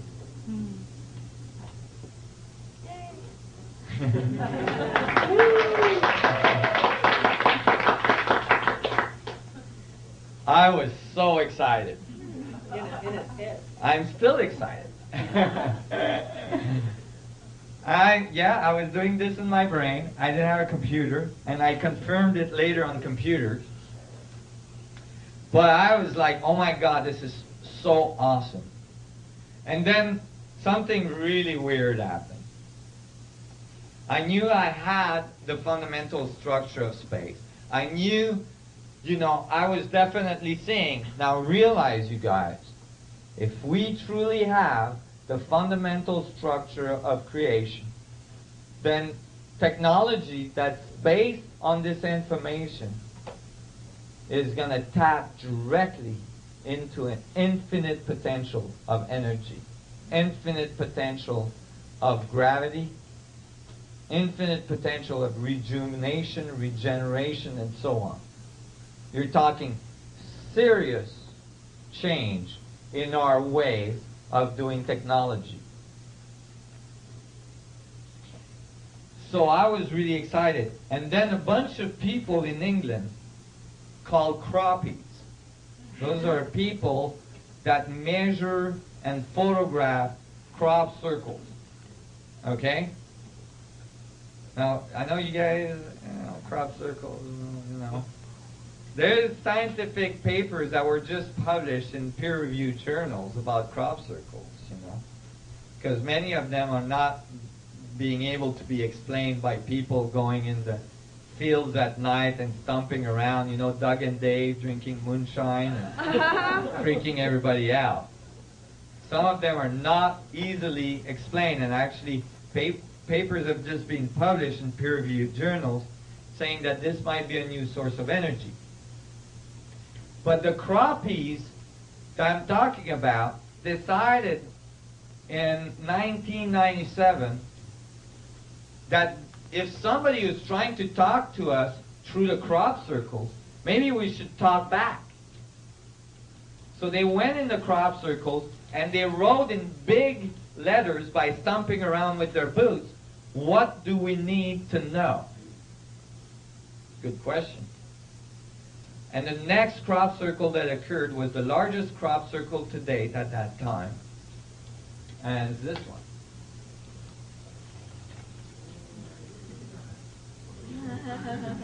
Have we seen this somewhere?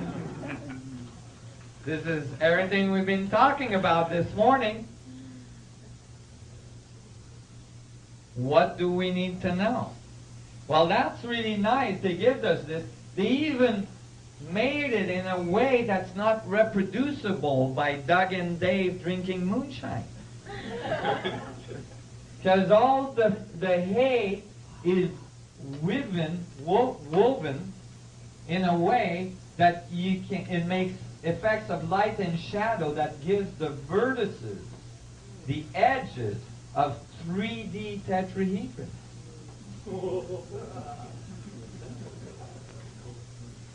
That is not easily done in the middle of the night.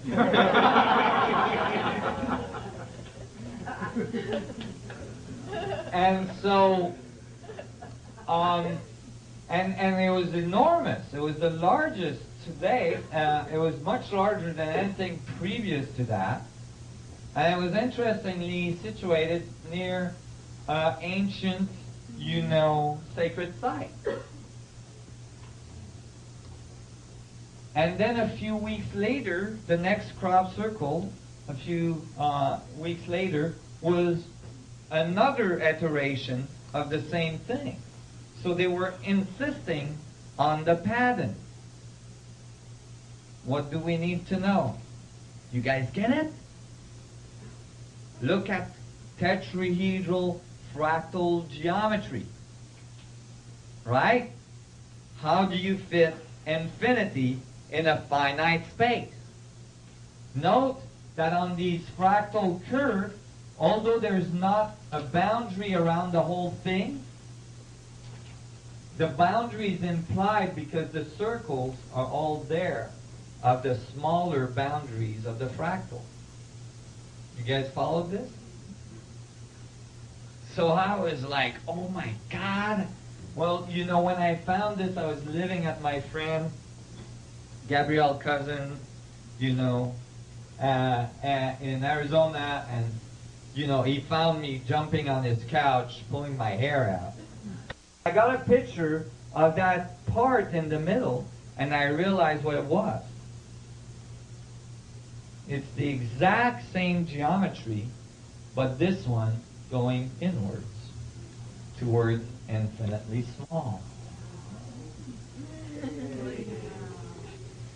So I was, oh my God, this is actually telling us everything we need to know about the structure of reality, the structure, the physics of creation.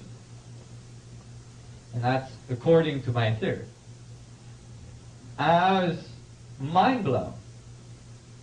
But then on top of it, they made it so nice that you could actually overlay the 14 octahedron cavities that are generated by the 64 tetrahedron grid right on top of it, and you get a very nice match.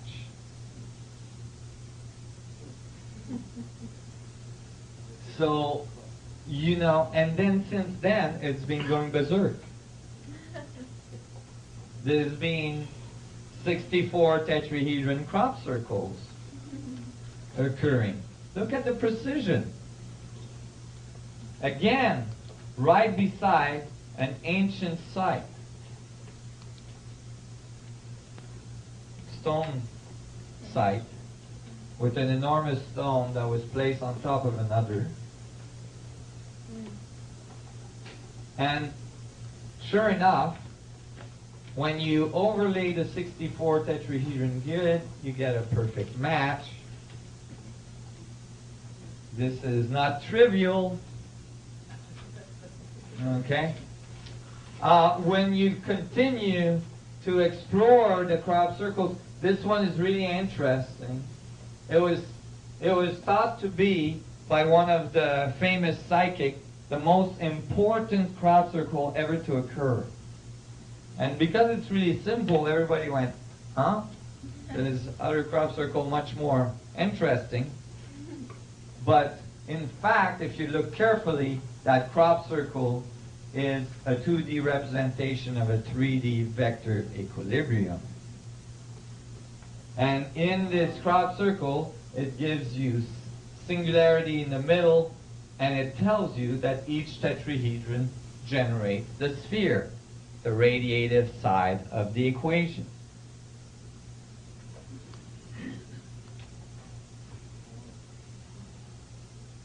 But then, if you take that sphere around each tetrahedron and you add the other ones of the other tetrahedrons, you get this symbol, the seed of life, known as the seed of life or popularized as the seed of life. That is a symbol that is found in many, many ancient civilization walls as well.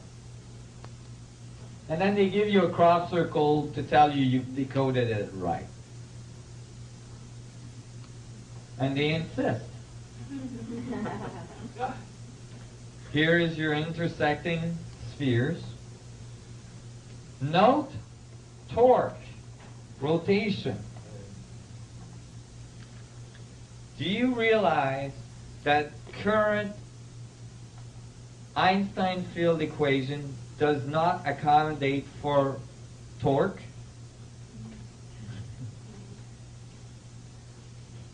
What they did is that they eliminated torque by attaching the observer to the rotating object.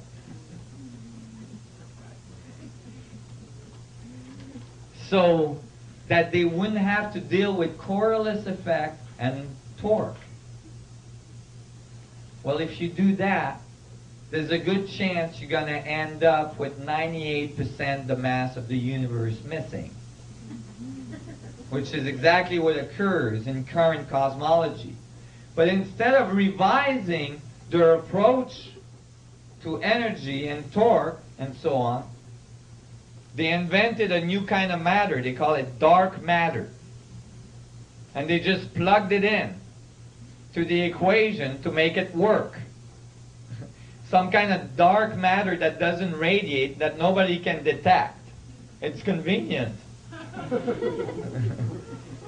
Your equations are missing 98% of the mass out there, and instead of revising your equations, you just plug in some dark matter. This is not what I think of good physics.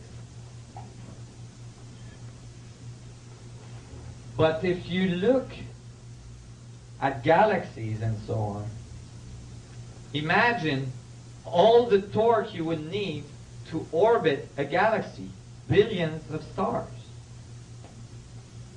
You're talking about a lot of energy. So they give us a little bit of an idea about the rotation here and the Corliss effect. But as well, you know, in case we were confused, they made sure we realized that it's all in a fractal structure. You see, it's all there. It's just amazing.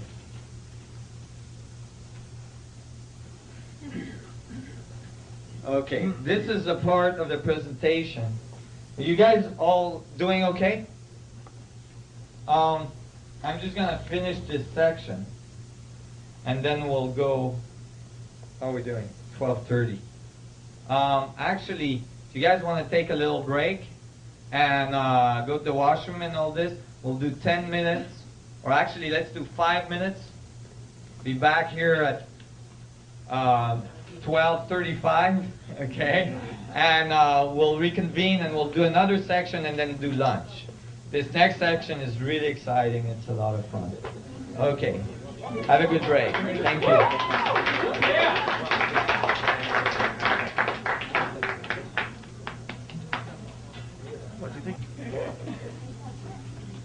Well, we're going to go a little longer and do this section. This section is quite amazing.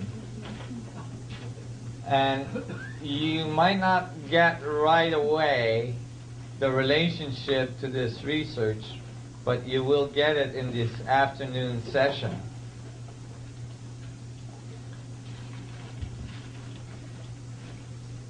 So we were talking about crop circles. And, you know, all these, you know, esoteric crop circles that are occurring. And if you don't have a base in what we've discussed earlier, it doesn't necessarily make sense. It's like, oh wow, you know, a bunch of really cool geometries in the field, you see? But with what we have come to in our conclusion, with what the logic we've been following since this morning, then all of a sudden these crop circles have a whole new meaning. They are talking about something very, very important, very fundamental to reality. And you know, you imagine that you were an advanced species that had the capacity to travel across the universe, and you showed up on this planet. You know, you found this planet, and you know, you're basically like studying the planet a little bit before you land, you know. And, you know, you kind of tap into the radio waves and the TV, and, you know, you look at the TV and you watch a football game with, you know, all these people bumping into each other, running after this piece of skin, and you know, all the rest of the people, thousands of people getting drunk, eating hot dogs, you know, and doing the wave. You might find that when you turn around and you say, okay, who's volunteering to go on the surface, you'd have a hard time finding volunteers. You know? You might find, and I don't have anything against football, but you know, it's all the people shooting at each other. You'd probably say, well, you know, it's not a good idea to land on this planet right away. We got to wait till these people have a little bit more understanding of the way the universe functions and how it works together, and how the universe actually works in collaboration with all points, not in destructive and with all points. And so, you know, there's lots to be said about that. The concept that the universe always goes towards further disorder is violated by simple observation. The laws of entropy are violated by simple observation, and I'm gonna go through that a little bit more this afternoon. So remind me, but you know, we don't have time to go through that right now. But basically, there's evidence, including your own existence. If you take your DNA and you put it end to end, well, you'll find, first of all, that in one cell, there is 6 feet of DNA. This is from the Genome Project. And if you took the 6 feet of DNA that's in one cell and then put all the other 6 feet of all the other cells in your human body right now, you could wrap your DNA 5 million times around the world. That's how much DNA there is in you right now for you to exist. That is not a sign of disorder.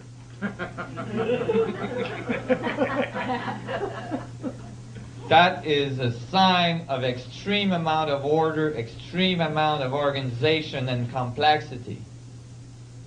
So maybe, you know, if you were one of those species that found one of these planets that hasn't figured out the organization and the complexity and the support that the universe generates in order for you to be there, you'd probably try to give them a bunch of drawings in their crops and stuff, try to educate those people before you try landing on the White House lawn.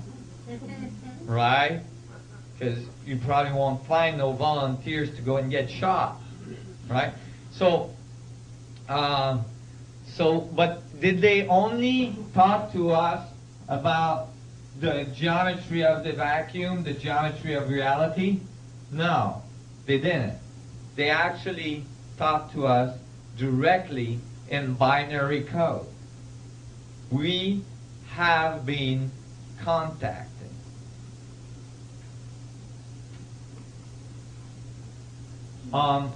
Two summers ago, this crop circle occurred. It's the only crop circle that ever made it to the mainstream media news all around the world. I had friends calling me from the eastern U.S. telling me, I just saw a crop circle on the 5 o'clock news.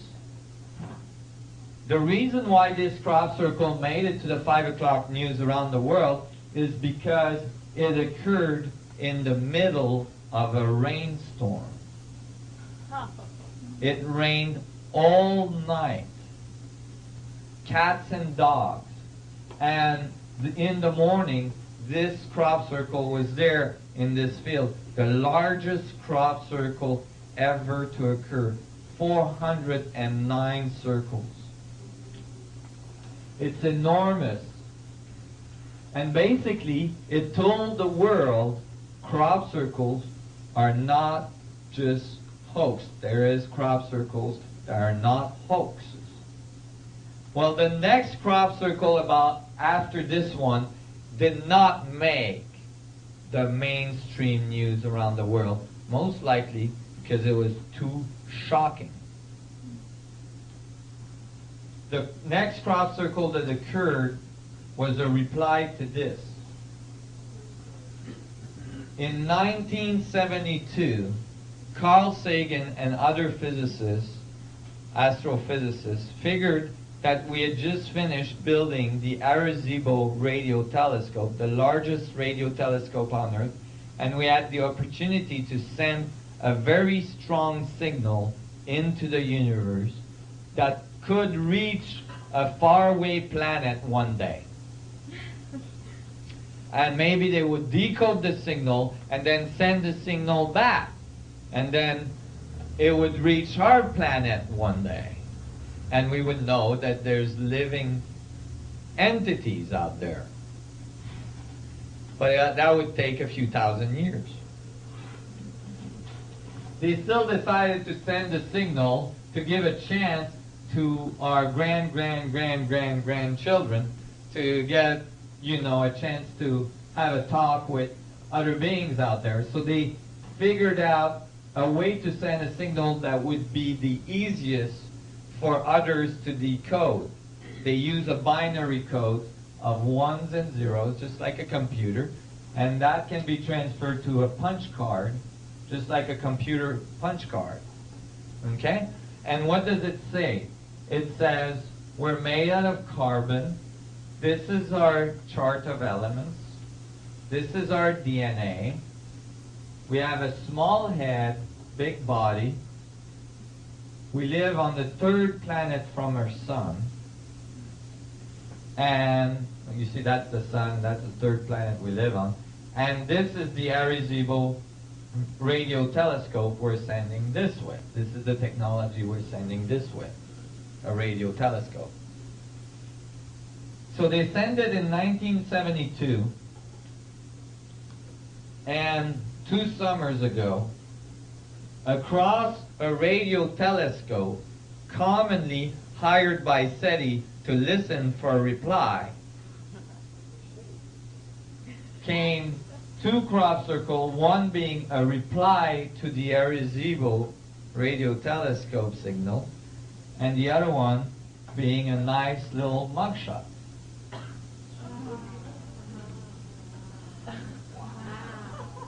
Did you hear about that crop circle? No. When SETI was asked about this, SETI is the NASA,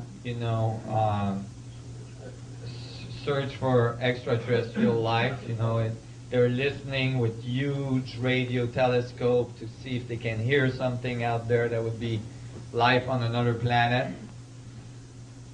One day I'm going to make a comic strip with a huge radio telescope, a SETI guy with the big earmuffs, listening, and in the background, back here, a little UFO.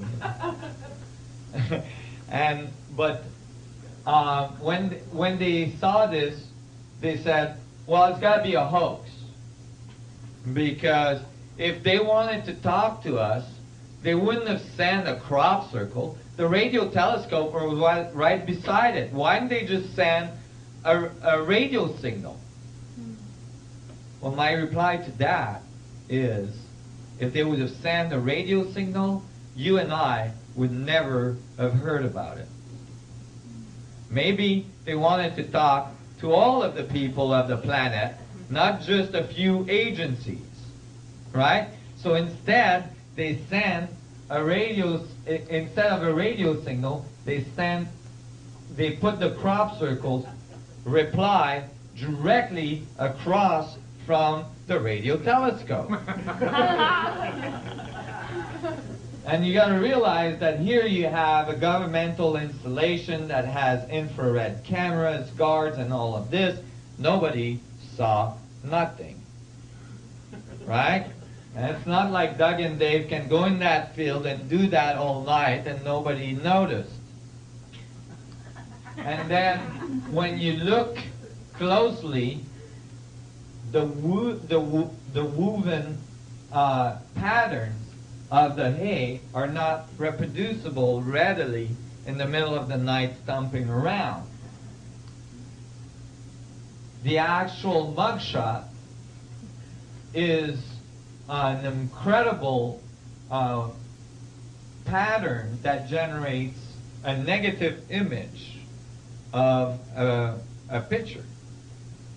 And you can tell that that being has large eyes, a small nose, a small mouth. And the reply says, this is what we sent, this is what came back. It says, we are carbon and silica. Our table of elements is very similar. It says we have a 3-strand DNA structure. It says we have a big head, and a small body. We live on 3 of the planets of our solar system. The third one has 4 moons. And this is the technology we're sending this way. Now, this is not subject to interpretation. This is a binary code. They're talking to us directly. Okay? Now, when I saw this, I got really excited because I'm like, oh my God, they give us a blueprint of their technology. It's right there on the bottom. I'm like, whoa, what is this? Well, the resolution is really poor, so you can't tell what the heck it is. Well, they thought about that. They were nice about that. Because a year prior to this reply to the irresistible message, in the exact same field, a year to the date of the reply, prior to the reply, to the date, this crop circle occurred, which is exactly what's at the bottom of the reply. Just to make sure we had a high resolution blueprint of how they're using their technology. Here's your radio telescope. It's the exact same installation. You can see here the fence, you know, and all the security equipment. And this is right across from it. And that's what it looks like.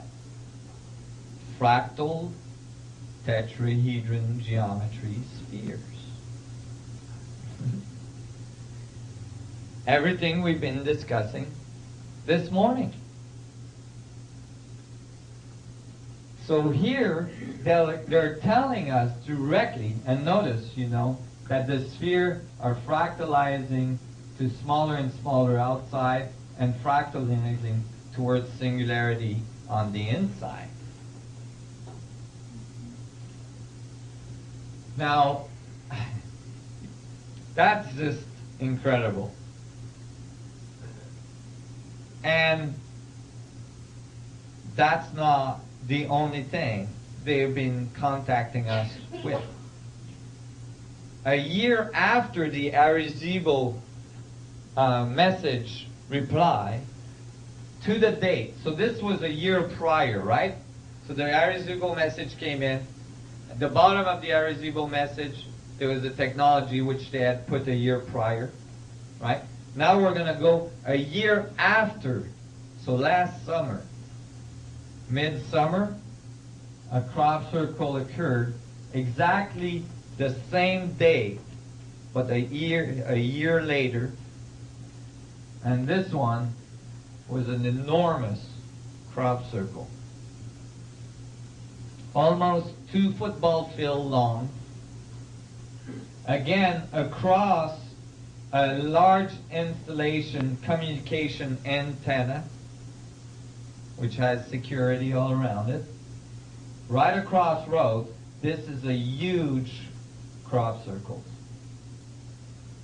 Can everybody see what it is? It's the side view of an alien head with a big eye, the nose, the mouth. Can everybody see that? Not fully. Oh, yeah. Can you see it better here? See his eye, his nose, his mouth. And look up here in front. He's got a hand like this. Right? It's the other hand. Right? Like this. And he's holding on to a CD. That's his thumb here, and that's his hand. Okay? He's holding on to a CD. They figured those guys are at CD technology level. We'll burn them one. So they burned us a CD, and sure enough, on the CD is a string of a binary code. What happens when you play that CD? Well, that binary code was decoded, and here's what it says. Be aware of false gifts, their broken promises. This was last summer. Have we seen broken promises this year? Oh my God.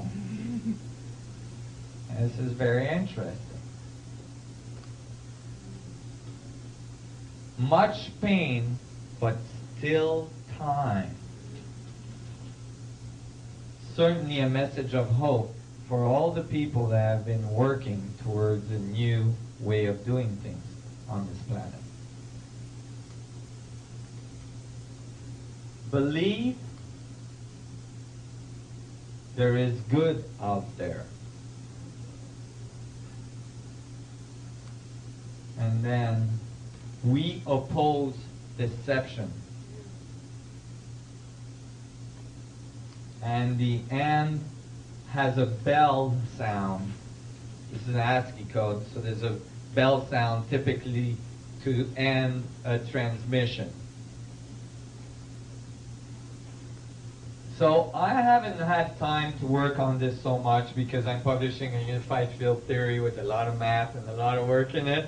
And so I haven't had time to work on this, but I am convinced that there is an underlying code as well in this, because these capitalizations are actually part of the code. So if you only read the words that are capitalized, you have false, broken promises, pain, believe, good, OP, deception. I don't know what OP deception is. Could be other people, it could be many things. But go ahead. Are the capitals at the beginning of the sentences part of the code? Yes, they are. How about the office of the president? Office of the President. The Office of President deception. We definitely have seen this year. Does the bell sound have a certain frequency?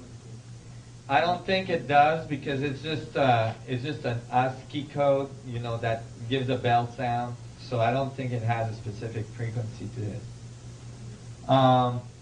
So this is a direct communication, my friend. Go ahead. You kept saying a date that they did one day, then next year, the same date, next year, the same date. You Yeah. know what date that is? Well, it's August 15th, I believe. I'm not sure on that. You might have to verify. And I've been going on the net this year to see the crop circles of August, and the page is not updated past the 10th or the 11th. So I'm anxiously waiting to see if there's been another message this year. Direct binary message. There's been many crop circles But this year. usually, apparently, August 15 is always close to this radio telescope. I'm sorry? Is this close to radio telescope? Well, it's in England. The two that we saw, the two first one were right beside the radio telescope. The third one is further from the radio telescope, but then again, it's right beside a huge repeater antenna, which implies communication. So here, we're being talked to directly. They are getting closer and closer to contact. We're going to see this afternoon a little bit more of the influence that other species in our galaxy may have had on our planet early in its evolution, and how that relates to our current physics, and how that relates to the physics that I'm presenting to you today. Because there's a direct relationship. And it has to do with some of the monuments that are found all around the Earth. So when you look at this, there is crop circles all around the world that are telling us about this structure of the vacuum. But when you look at nature, see, the proof of the pudding is that in this case, all of nature is included. Because, you see, if you take Einstein field equations, for instance, there is no human being that live in that world. There is nothing in Einstein field equations that describe how you got here. Okay? You can't put human beings in there. If you look at quantum equations for subatomic particles, there is nothing in that world in which you exist, neither. It's all probabilities. But if you have a unified field theory, then it should include all of the biological resolution. Okay? Well, when you look at biology, when you look at nature, what do you see? You see highly organized systems that generate fractal structures everywhere. Where is the fractal coming from? Look at the branch of a tree. They're all fractal structures. Look at the way the grass grows. They're all fractal structures. The way plants grow, the nervous system of your body, the veins of your body, all fractals. All very specific fractals that obey actually the phi ratio, 1.618. Always 1.618, smaller and smaller or bigger and bigger. Just like your finger. The end of your finger is 1.618 smaller than the middle part. And the middle part is 1.618 bigger than, smaller than the third part. And your finger compared to your hand is 1.618 smaller. And your hand to your forearm is 1.618. And again, your whole body. All fractal structures everywhere in nature. That's the proof of the pudding. Actually, that fractal behavior of nature, according to this theory, emerged directly from the structure of the vacuum. The vacuum directs reality. And reality portrays the structure of the vacuum. So when you look at nature, you can see the vacuum geometry. And in such a theory, everything is included, including you. So then it is a fully unified theory. We're going to finish on this. We're going to just touch on it as we go. This is a presentation I did to the APS, the largest physics community on Earth. And I showed here in a scaling law, hello,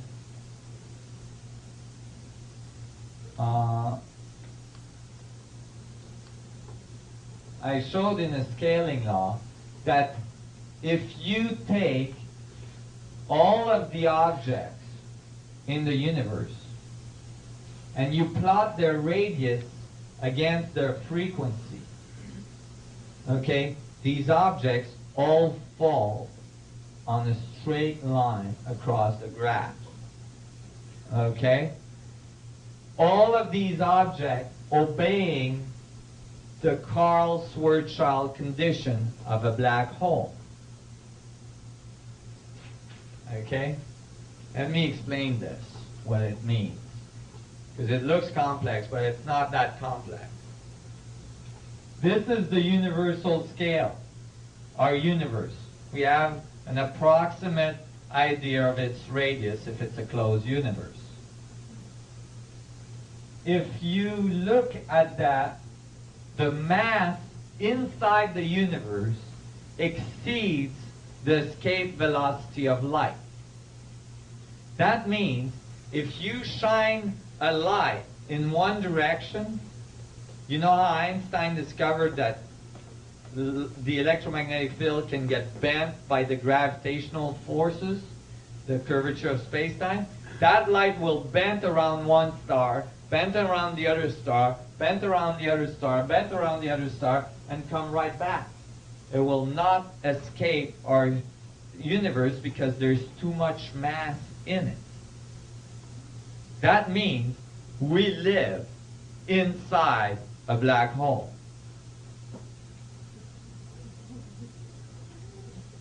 Let me reiterate that. We live inside a black hole. That's why when you look up in the sky at night, it's black.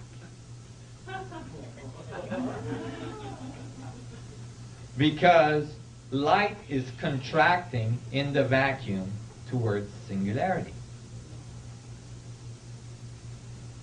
Everything inside that black hole is smaller black holes. But these smaller black holes you are outside of. This is a quasar, very, very large. This is a galactic center. This is our sun. This is an atom. And this is a subatomic particle, the Big Bang, 10 to the minus 33, the Planck's length. Note that the atom and subatomic particle are included.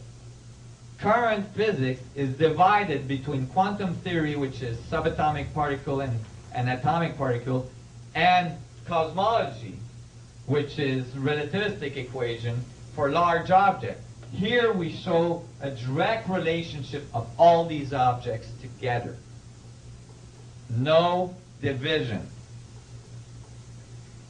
If all of these objects are considered different scales black holes, this is called a scaling law. This is what I'm just about to publish in November. It's under peer review right now, and so far the peer review is excellent.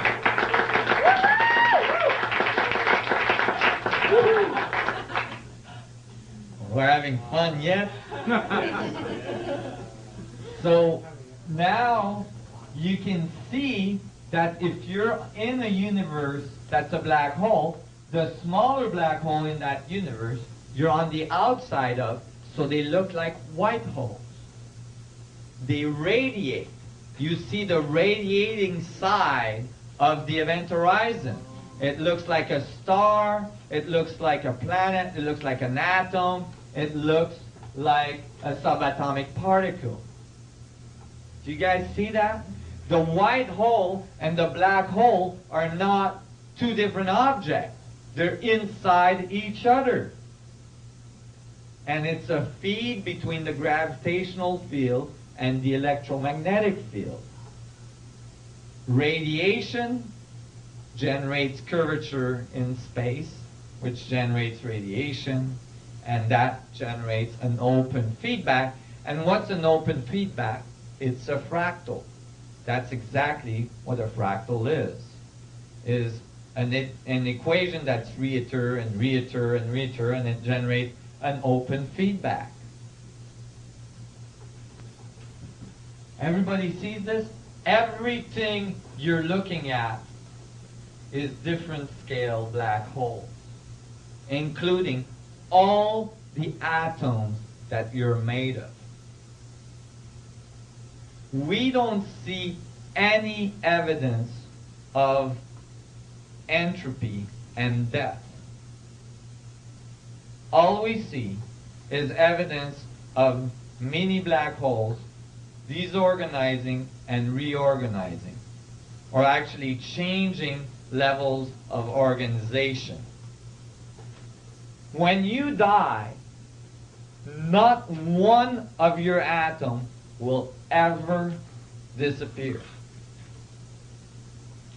They just go from one level of organization to another. They go from one scale to another. Now I'm telling you that your atoms are mini black holes. Is that crazy? Actually not. Some of the largest, most comprehensive unification theory that are trying to be worked out now, and are incorrect because they're missing the fractal component, by Stephen Hawking, for instance, describe all subatomic particles as mini black hole, and the Hadron Collider that's being built in Geneva that I mentioned earlier is being built to search for these mini white hole black holes for subatomic particles. One thing that's really exciting that I discovered lately is that I'm telling you that the atoms that makes up your cells are mini black holes. Well, that's true. But another resolution is the cell itself.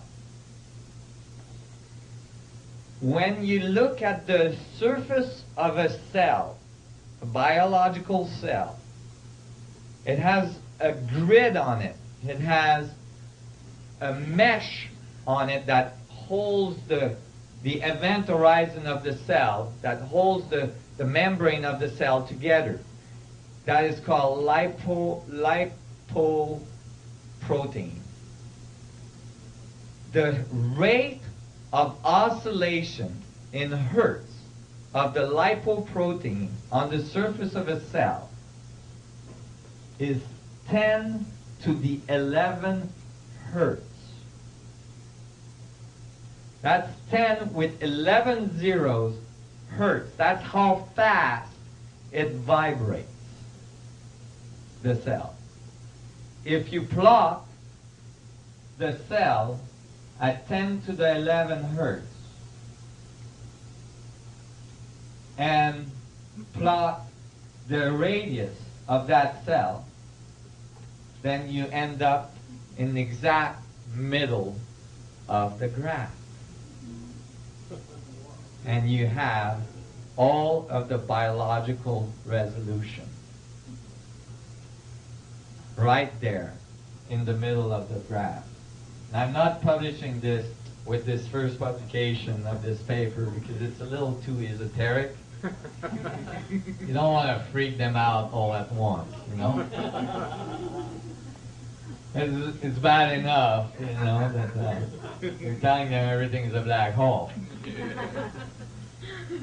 But the cell actually, the cell biology, the biological resolution actually obeys the Schwarzschild condition of a black hole because it generates so much energy. 10 to the 11 is a huge number. The other thing that confirms that this scaling law is correct is that when you look at the distances between each of the data points on the scale, oh, by the way, you know, these should fall everywhere if the universe was random, right? But they don't. They all fall on a very linear progression from universal size to atomic size. Now, if you look at the differences, if you look at the length between the data points, interestingly, when you subtract the length from each other, you get the phi ratio on that big of a scale. The exact ratio that you find everywhere in nature. The exact ratio that Kepler used to describe the scaling law for our solar system. That scaling law that Kepler came up with by embedding geometries together, which is a crazy idea. It's like, oh, I'm going to embed geometries together and figure out all the orbits of the solar system out of it. It worked. His solution is still the most accurate solution at 99.9% accuracy. And it uses the phi ratio. Well, this is like Kepler's scaling law, except it's for the whole universe and everything in it. And it generates the phi ratio, which is the phi ratio we see everything, everywhere in nature. So you know you've got it right. You guys all followed this? Now you start to see yourself as a scale, as a resolution in an infinite scale of space. You are the event horizon, you are the boundary between infinitely big and infinitely small. Go ahead. Does biological transmutation of elements fit into this? The question is, biological transmutation of elements fit into this? It does, because if everything is a black hole at different scale, you should be able to move the scale. If you understand that and you understand the geometry under which that happens, you should be able to move the resolution up and down the scale. And by doing so, you would change the elements.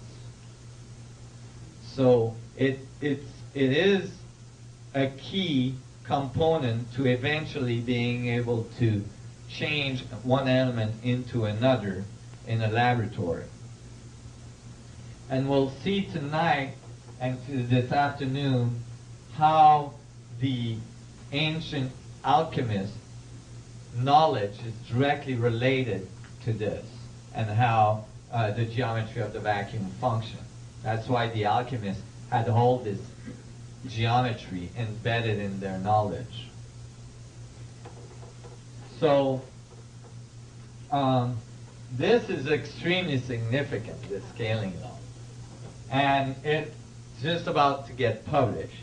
And we're publishing it first in a very broad peer-reviewed journal, so that we can publish it as a whole with all the writing, because it's fairly long.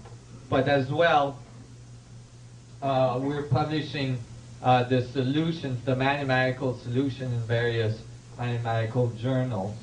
And I'm hoping that, I'm sure that it's going to be ignored largely at first, because that's always the way things go.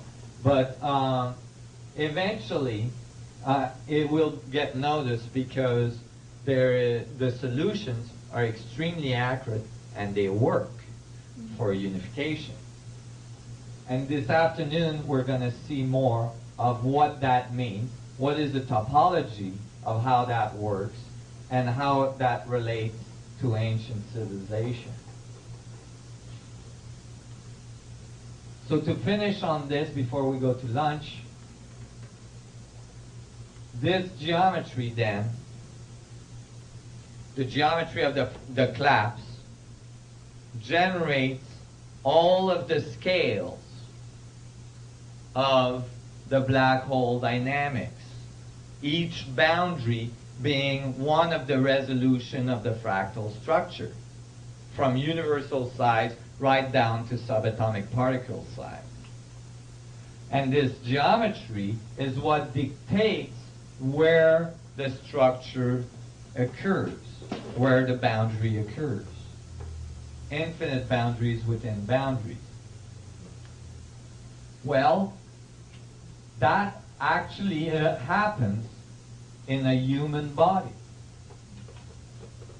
The cells of a human body divide exactly that way as well. So not only does the cell obey the Schwarzschild condition of a black hole, but the cells, I have a little movie I'm going to show you on this. The cells actually self-organize in the very specific geometry of the structure of the vacuum and generates all of the complexity of a human being or anything else that it's building. Let me see if I can find it. Cell division.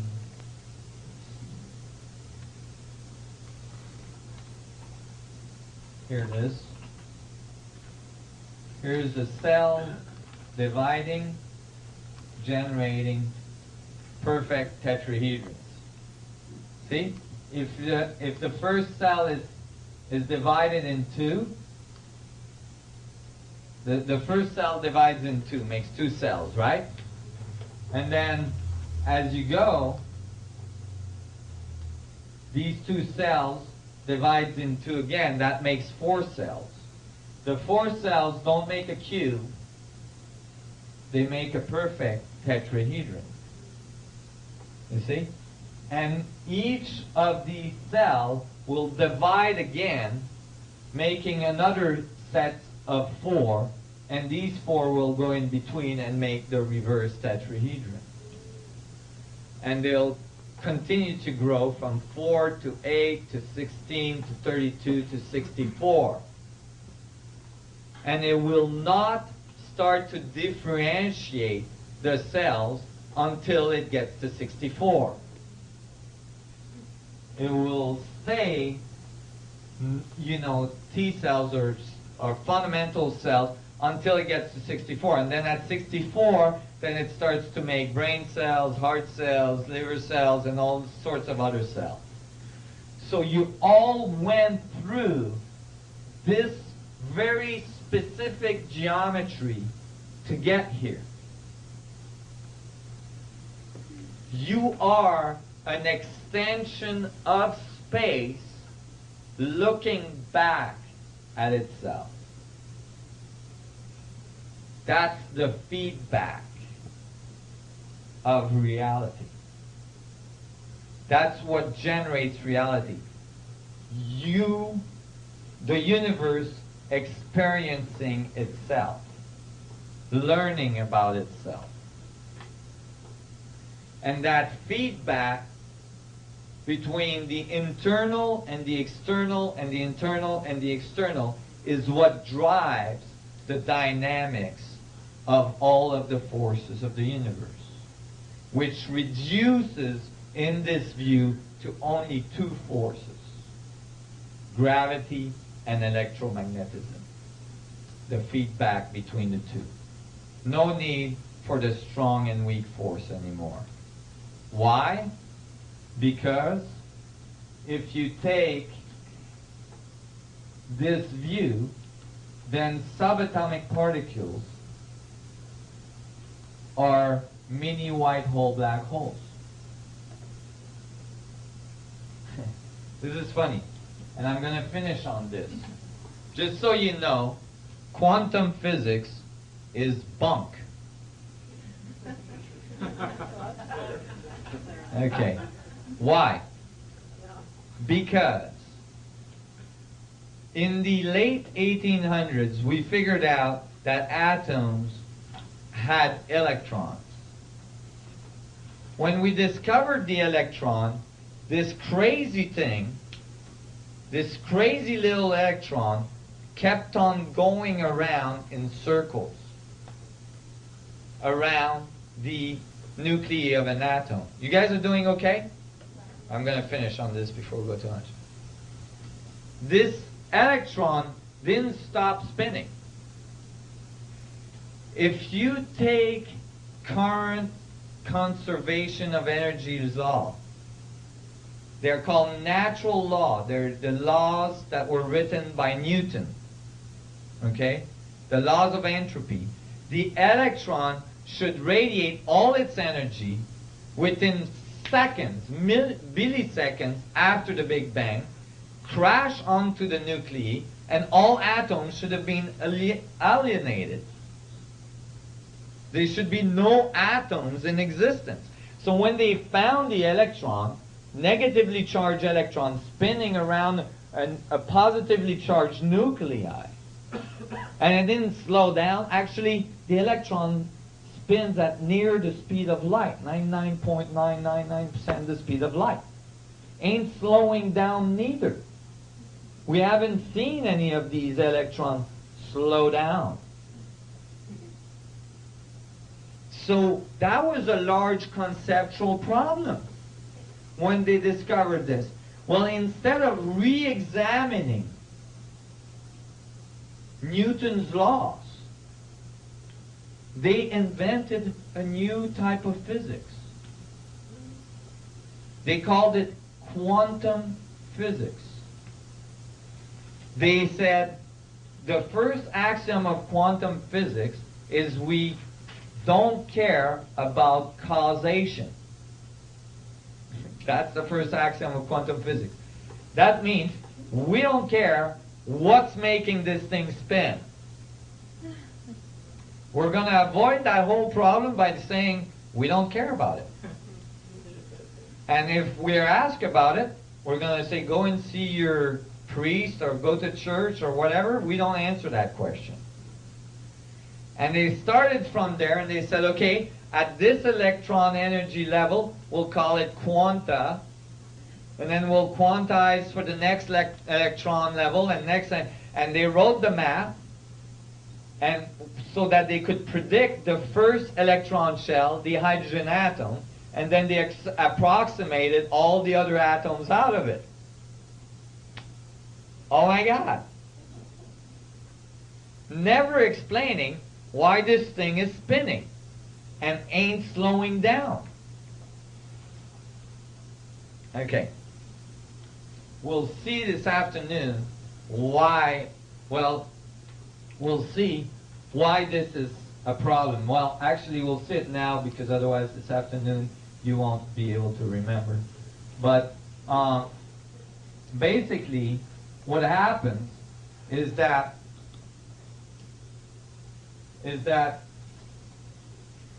look at this statement. Newton's laws are of conservation of energy. If a system does not interact with its environment in any way, that's how they all start, then certain mechanical properties of the system cannot change. They are sometimes called constant of motion. These quantities are said to be conserved, and the conservation laws which result can be considered to be the most fundamental principle of mechanics. They're called natural laws.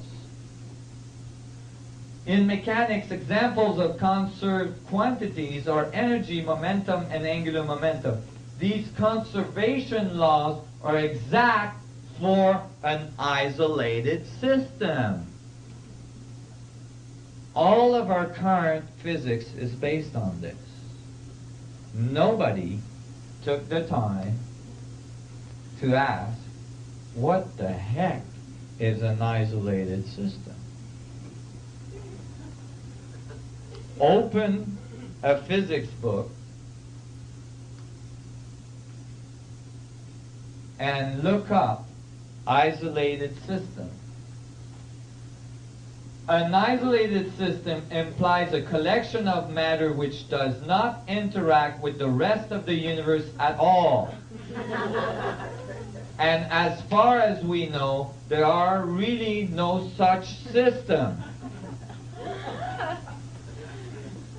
So now you have all our natural laws based on something that is not found in nature. That is a big problem. And that is the reason why we haven't understood the electron and the atom. Because the electron and the atom and everything else in the universe all interrelate. No such thing as isolated system. There is no shield against gravity, and the electromagnetic force is infinite in range. But in order to focus on basic principles, it is useful, that's debatable, to postulate such a system to clarify the nature of physical laws. That's debatable. In particular, the conservation laws can be postulated to be exact when referring to an isolated system which was just said not to exist. That is circular thinking. Now that's where fractals come to the rescue.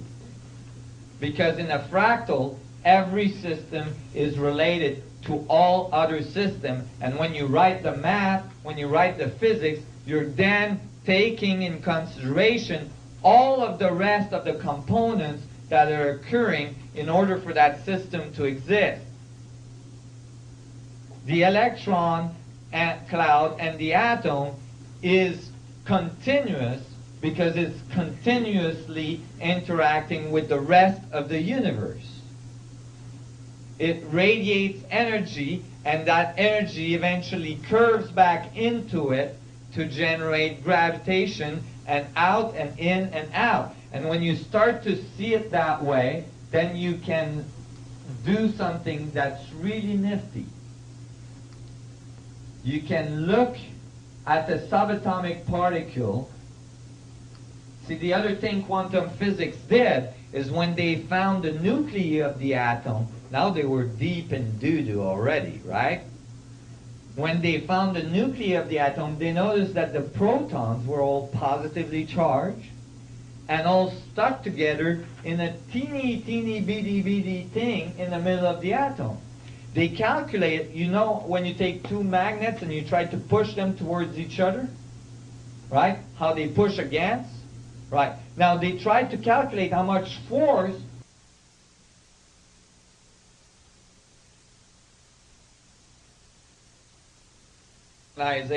theory, not chaos theory.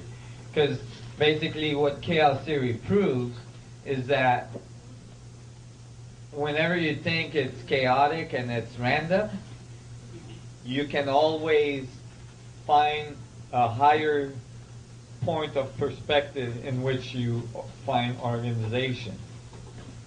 But since that would be going against the concept that the universe is going towards further entropy and that everything is always going towards further disorder, they called it chaos theory, just to confuse everybody. But chaos theory is really a theory that proves that there's no such thing as chaos, but that there is only different levels of organization.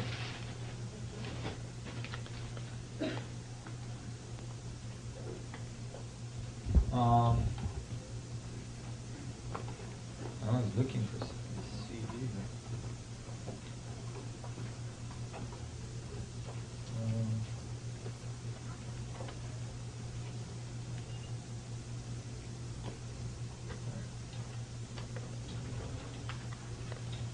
Where we were.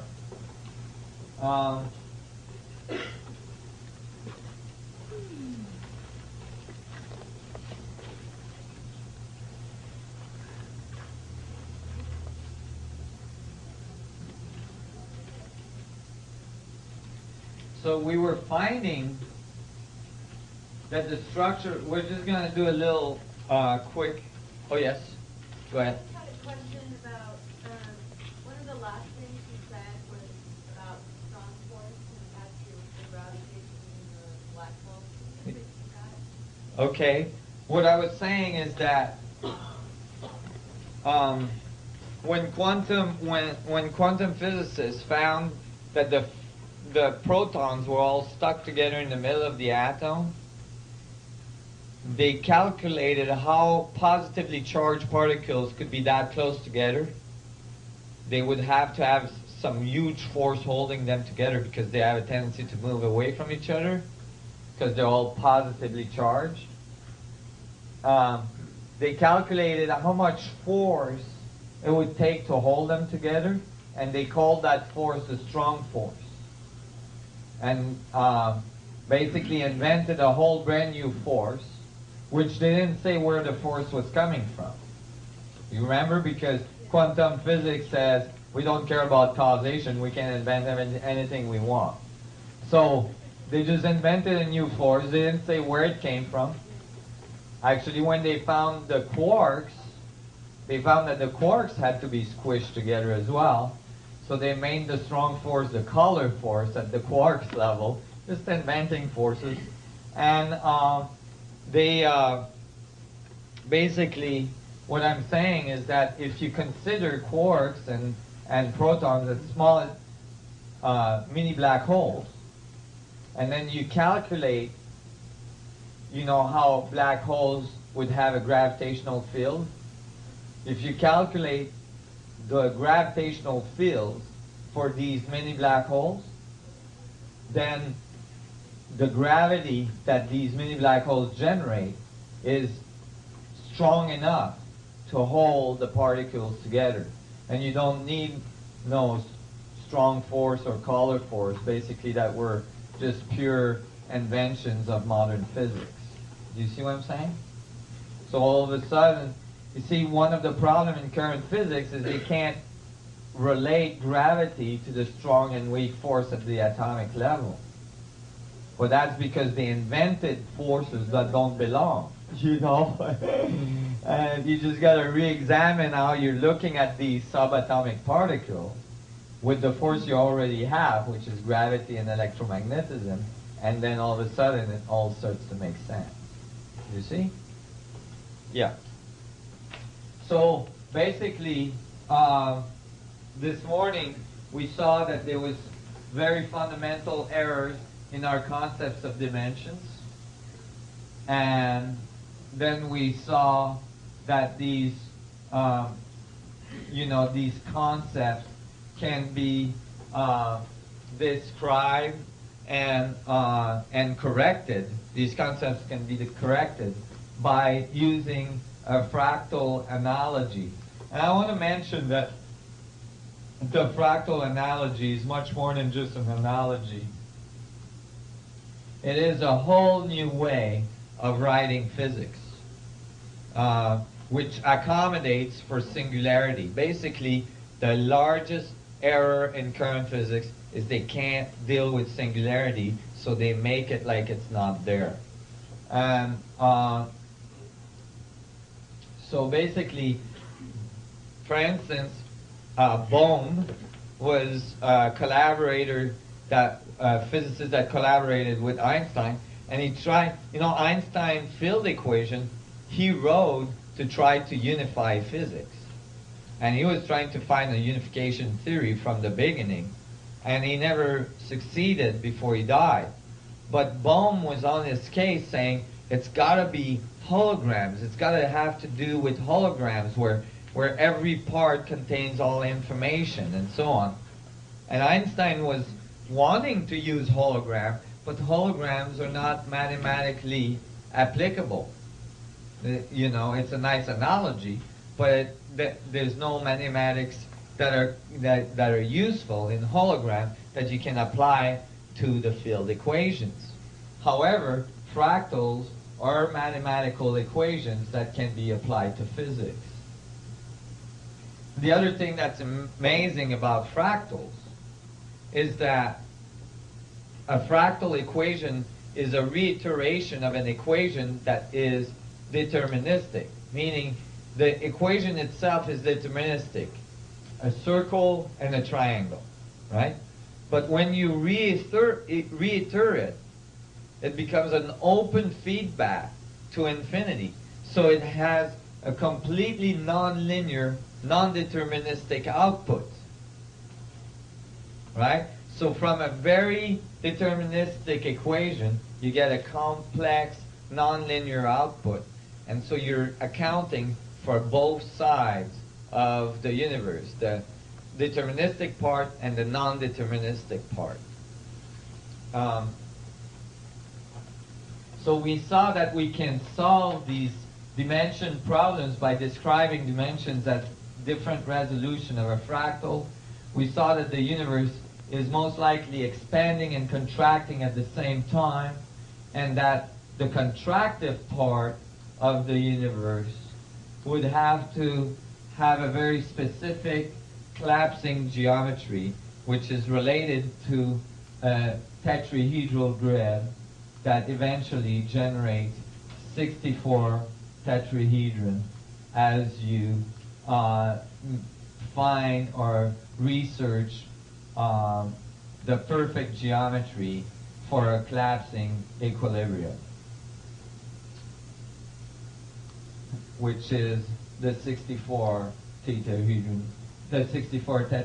grid, which is generated from 8 expanding Star of David coming together, generating the vector equilibrium at the middle, right?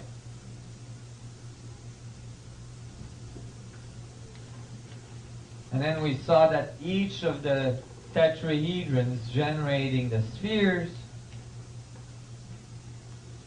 create this incredible geometry of the flower or seed of light that we see emerging at all levels.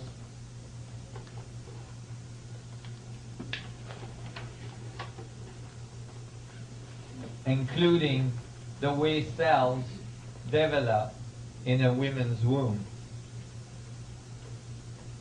Note as well that we all came out, like good evidence that the universe is a fractal. Nobody seems to notice, but we all come out of other people.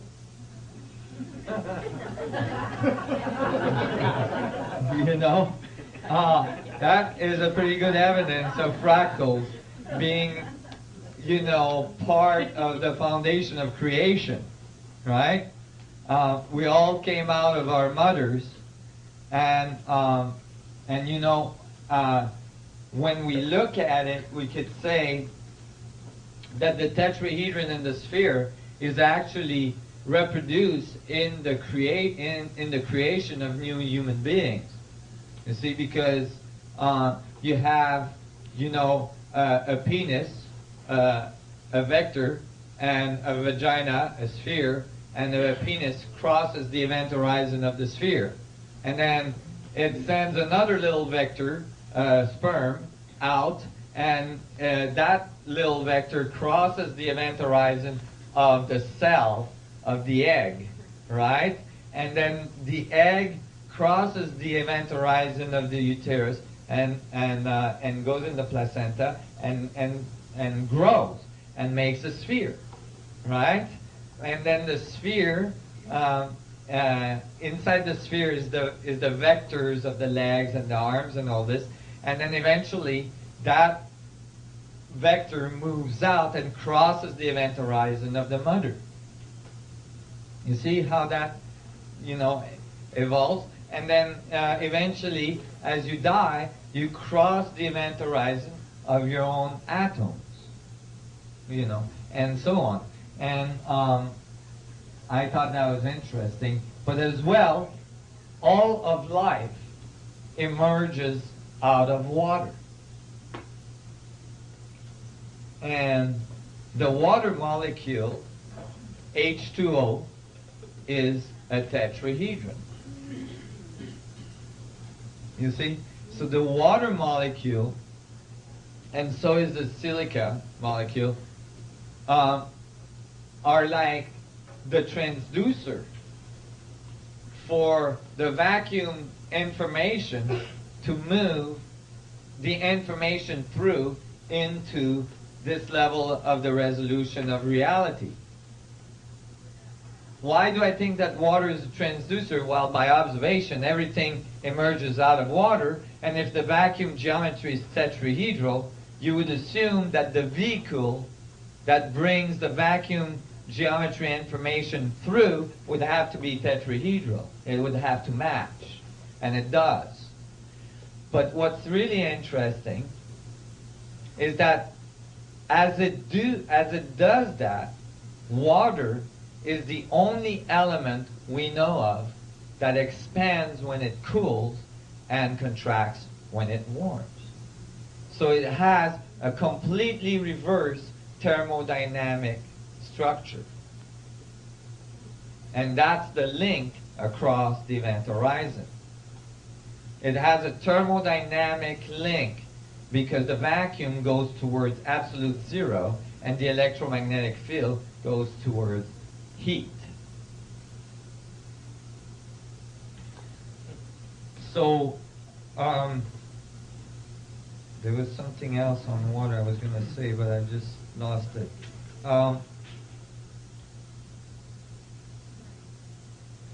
Well, in any case, from the water molecule, the water then is an extremely good example of the dynamics of space creating reality. Let's imagine a water droplet falling from the sky. It's a sphere falling through space. Now, as the sphere cools down, it reverts back to its smallest dynamic. It contracts to its smaller dynamic, to its most stable dynamics. And what does it do? It makes a snowflake, right? The snowflake is an hexagonal vector equilibrium, and it's fractal. There's millions of different snowflakes, and all of them are hexagonal in nature, and all of them shows evidence of fractals. Frost on the window will show you that. And so, are you guys following this? So we had concluded that the geometry of the field involved, this is the surface of the cell that is oscillating at 10 to the 11 hertz. This, I'm showing relationship between cells and galaxies. So we had concluded that the tetrahedron grid and the octahedron at the center generating the vector equilibrium in the 64 tetrahedron pattern is the foundation of the collapsing side, and that the radiative side that results is the sphere. Okay? We see the sphere. We see everything that's convex, right? What we don't see is the part that's contracting, everything that's concave, right? So now, when you look at it, the sphere intersects, making these petal lobe-like structures. You see? That's the intersection of the spheres. If there's a sphere around each tetrahedron, right? Remember, you put a sphere around each tetrahedron. Now they intersect, creating these lobe structures, and these lobes, these petals, go directly to the apex of the octahedron cavity between the tetrahedrons. That's why in this model I have red beads in the middle. These red beads in the middle are the intersection of the spheres if I had a sphere around each tetrahedron. It's interesting that the petals don't fall anywhere in the geometry. They fall exactly at the apex, at the vertices of the octahedron in the middle. And so, when you look, so I was studying this, and I was thinking about these lobes, and I'm like, well, what are these petals? What does that have to do with anything, in physics? Well, at the same time as I was studying this, I was trying to figure out the physics, of waveforms. And I was really studying hard, trying to understand waves and to understand physics in terms of waves and so on. And, I was getting a lot of headaches. I couldn't figure out what the heck was a wave. And the reason why I couldn't figure out what the heck was a wave is that when I'm the type that observed nature. And so I would observe nature. And in nature, I didn't see anything going up and down like this. And the physics book kept on saying, very basically, that everything was a wave. Right? And it's like, well, if everything is a wave, why isn't everything moving up and down like this? Traveling through space up and down like this. And, I couldn't figure it out. I was like, oh my God, what is this wave thing? And it was giving me a headache. And I was like studying for months, trying to figure out the wave. And finally I got frustrated, and I thought, well, I'm going to go back to point zero. Forget all these physics books. And I just hop in my van, went to a high lake in Canada. I lived in Canada at the time. And I went to one of those turquoise lake in the high mountains of British Columbia, which has, which is really, really flat. And I grabbed a rock and I threw it in the lake. And I'm like, I'm going to start with point zero. What the heck is a wave? Right? So I threw it in the lake, and the rock hit the surface tension of the water, and sure enough, the waves came off, and I could see that if you bisected the waves, you would get this up and down motion of a sine wave. But something was not quite right. If you have this up and down motion of the wave, it's only a result of that rock hitting the surface tension of the water and pushing the molecules away. So you have to account for that force too, of the rock going through the water.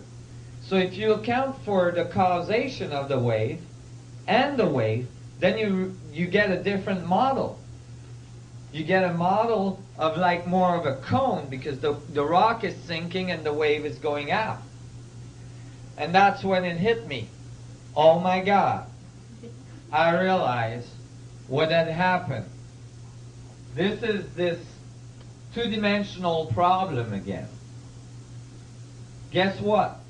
Our universe is not on the surface screen of an oscilloscope.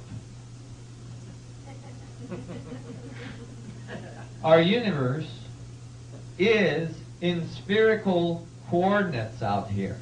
Okay? And so what happened is that because physicists and mathematicians are really not good in dealing with rotation and angular momentum, torque and Coriolis effect and all this, they flattened the wave. They made it like this. So what I did when I had this elimination of the cone, I went to the side of the lake on the sand and I drew a wave with a stick, but then I put a line through it like this, and I realized that the wave is actually a 3D vortex. Can everybody see that? And I was like, oh my God, they flattened the wave. That's why I'm confused. Nothing in the universe goes up and down like this. Everything in the universe orbits and rotates. This is when this is one of the reasons that Einstein field equations are not complete. It's because the torque and the Coriolis effect that's resulting from rotation is eliminated by attaching the frame of reference to the rotation of an object. when they calculate the forces involved in a black hole that's rotating, they attach themselves to the black hole so that they're rotating at the exact same rate so they don't have to deal with torque. Go ahead. Does rotation have something to do with time and the way time's interacted with? Yeah, and we're going to see that in a minute. So, imagine that there is, I'll give you a simple example. Imagine that there's an electrical motor turning in front of you, and there's a shaft, and you're going to try to grab that shaft, right? Now, if you grab that shaft and you're not moving with it, you're going to get heat, you're going to get torque, you're going to get all sorts of effects, right? Thermodynamic also. Your hand is going to start shredding, right? Okay, but if you turn with the shaft, then there's no force. You see? Now that's a big difference. Okay, if you're calculating things where things are turning with, if the observer is turning with the thing, then you're going to miss a lot of forces. Imagine, for instance, calculating the forces that are going on in a galaxy. 300 billion stars orbiting, right? But instead of being an observer looking at the object orbit, you're attaching yourself to it, then there's not going to be any forces. That's a big omission in current physics. But what happened there is that I realized that the waveform is not a thing that goes up and down like this, but actually a thing that goes in orbit.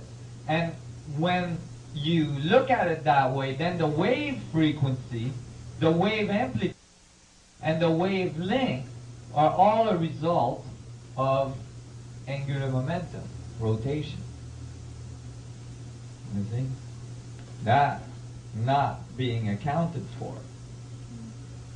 When you look at the sun and you imagine the electromagnetic field of the sun coming towards you, typically you're imagining something coming towards you like this, right? But actually it's coming towards you like this, right? And so I was excited about that. I'm like, oh my God, okay, this works. It's a vortex. And then I was leaning back on the sand, and I was looking at the sun go behind the mountains as it was setting. And I thought, isn't it cool how we always think the sun is like setting, but actually it's the earth that's turning? And as I thought that, I had another illumination. Oh, mechanically.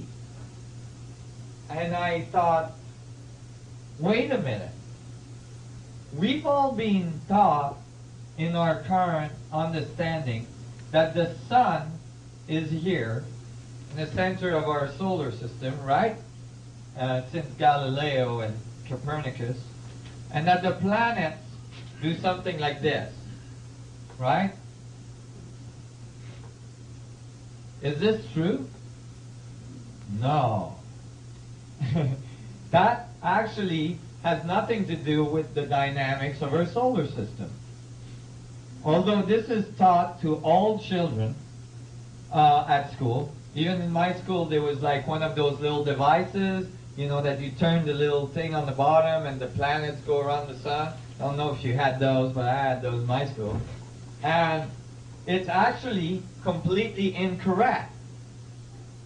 Here's our closed, isolated system biting us in the butt again.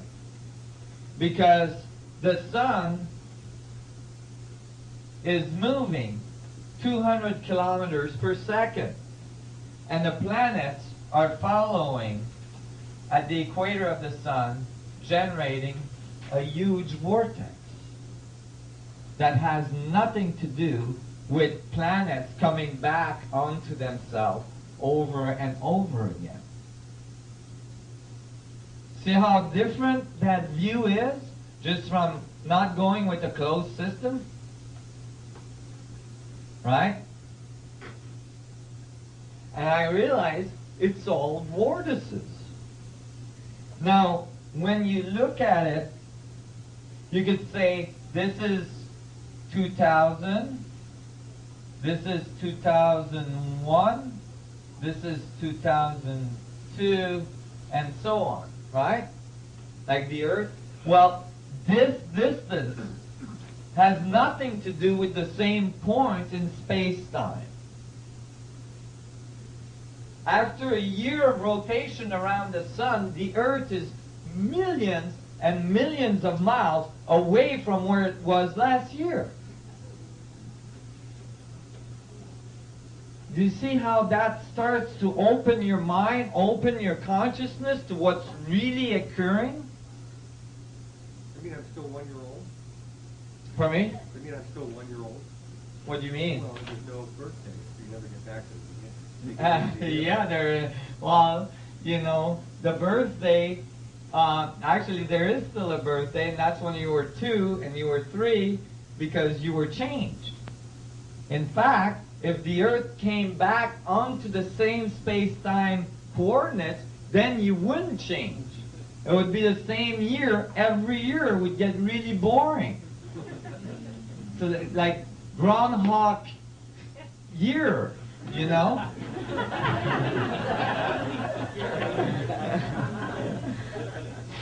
And so that I realized why every moment is a different moment. Every moment is a different moment because we're moving through the geometry of space-time. And every movement through, every point on that spiral is a different point, is in a different relationship to everything else. Could you explain the Coriolis effect and how that fits into this? Well, the Coriolis effect, that's a little more complex. I'm going to explain the Coriolis effect later on. It's going to be easier with the graph on the computer. Go ahead. Well, what you're showing is that time is actually a spiral, not a circle. That's right. So we've miscalculated time as well. Yeah, Our it's not. understanding of time. That's right. Time is not, and we're going to discuss that in a little minute here. Here, time is definitely, this is like a concept of linear time, you know, but plotted over a spiral instead of a line, okay? Because that's the true dynamics of our planet. Why is this important? Well, in physics, it has its part, and we're going to see that in a minute. But I've used that in psychology. That is that when you look at this, you can say that in each point of time on the planet, you have left an imprint on the space-time structure where that planet moved through.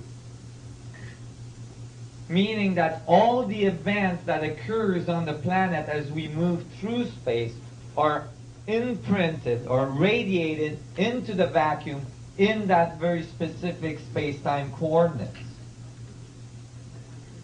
Why does that apply to psychology? Because when you understand that, you can actually get somebody to go back in time in their mind's eye, following the path, the true mechanical path of the planet through space. And go back to an event that was dramatic to them. And what you do is when they get to that point, and you know what? It makes a big difference. Because if you try to get people to do that with the wrong model, which is the planet coming back onto itself, after you've gone back 1 year, it's too confusing. You can't do it. You see why? Because all the space-time overlap each other and it gets messy. But if you got the right mechanics, people can easily visualize that. They instinctively know how to go back. They back up the earth to the event that created problems in their life.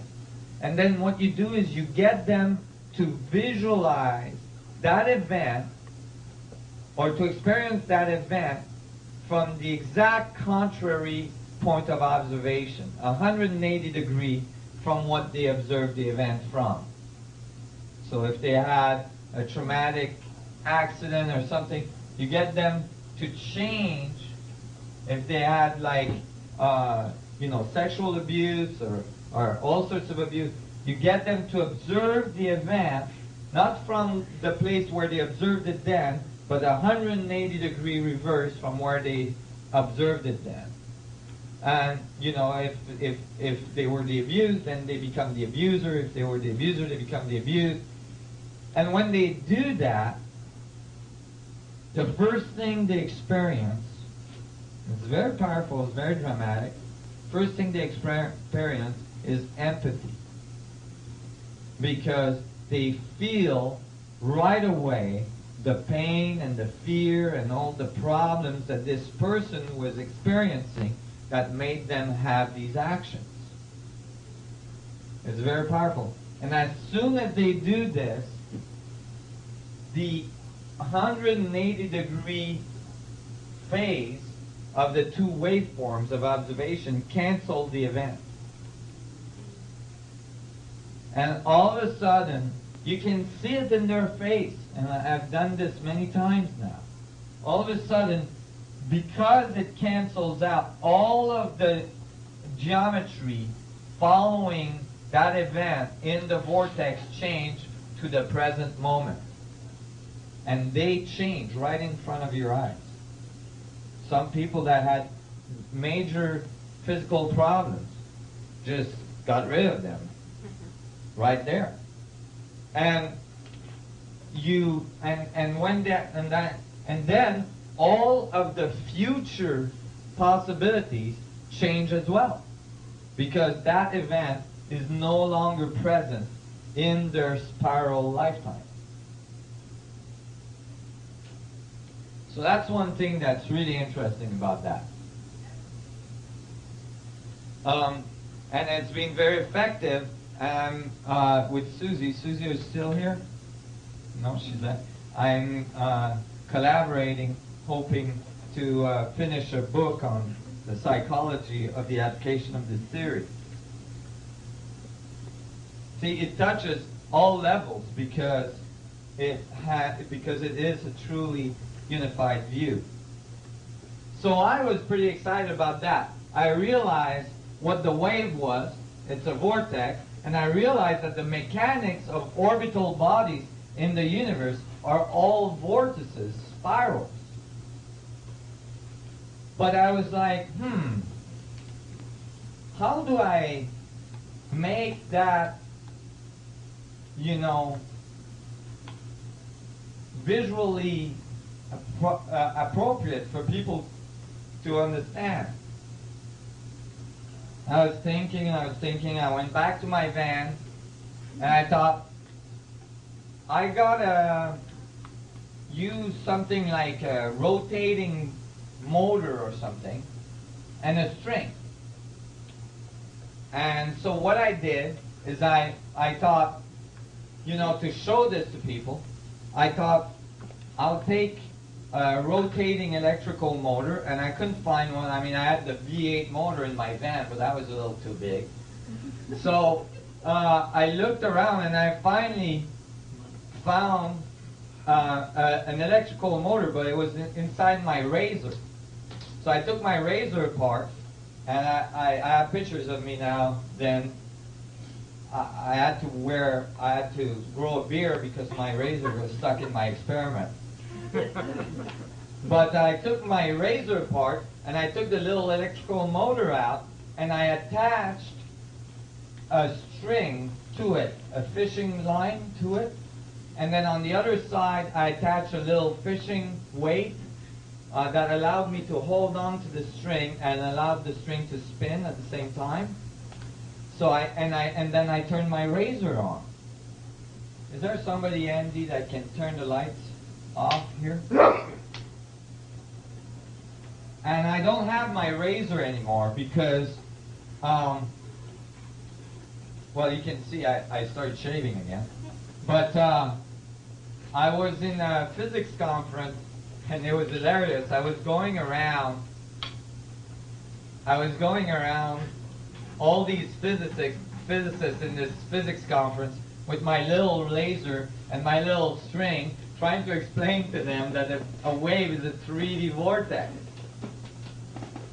And some physicist that had come from Canada saw me doing that, and he had brought this device that he thought was a cool toy. And when he saw me do that, he said, "You need this device," and he gave it to me. So since then I present with this, which is much better than my little razor string. Okay, so I'm going to try to do this in a way so I can still... Can you pull on that string above your head?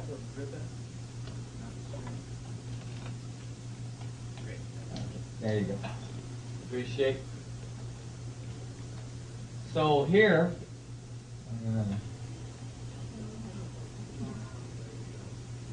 I orbited the string, and as soon as I put it together,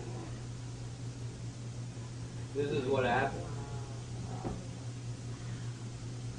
The string self-organized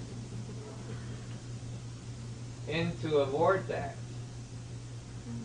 but the vortex was quantized. Can everybody see the two-dimensional waveform here? The 2D sine wave? Okay, well, the 2D sine wave is a 3D vortex, right? We all agree, right? And when it does go into self-organization, it generates very specific quantas. Can everybody see this? These quantas are the particles, and this is the wave.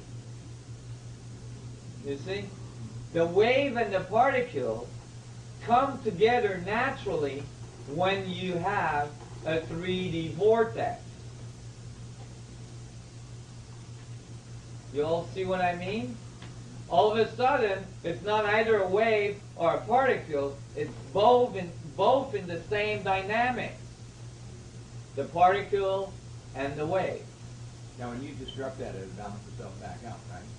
Pardon me? When you disrupt it, it'll balance itself right back out, just like this. Yeah, you can disrupt it, and you see, you can change the amplitude, but you can get like stable, Chaotic attractor.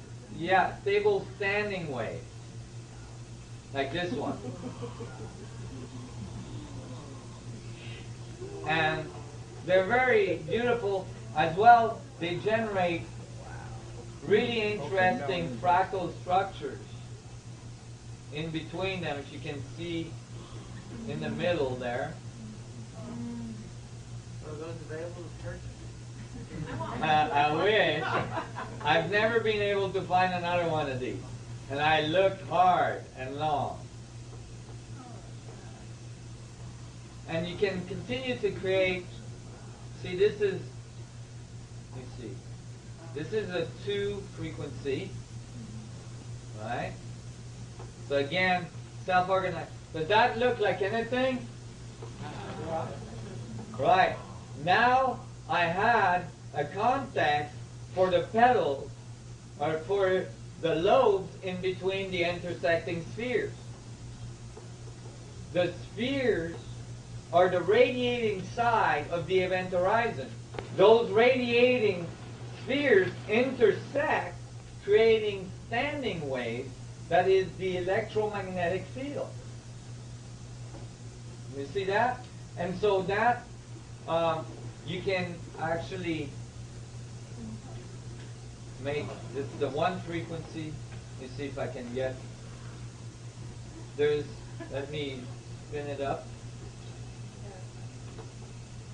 This is one of the interference patterns. Now, a wave of water in the ocean coming onto a beach, is the water molecules coming in a spiral? That's right. The water molecules are moving through the wave. You know, like surfers going through the tunnel? The water molecules are going through the wave like this along the shore. And the wave appears to be moving this way towards the shore. But it's actually a vortex. So, let me see. You can get, let me see if I can get it. Oh, way up. There we go. Here you get a tetrahedral array of waveforms in the middle. Oh, I lost it. Oh, sorry. It's kind of hard to show to a large audience. Need a camera on it. In any case, you can get all the interference pattern you need, including the wave and the particles together, all in one. You don't have to have some weird dichotomy between the two.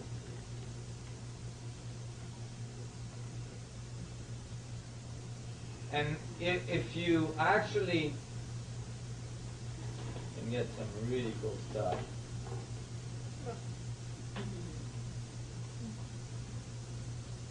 At slow speed. Here's the interference patterns at slow speed. Isn't this neat?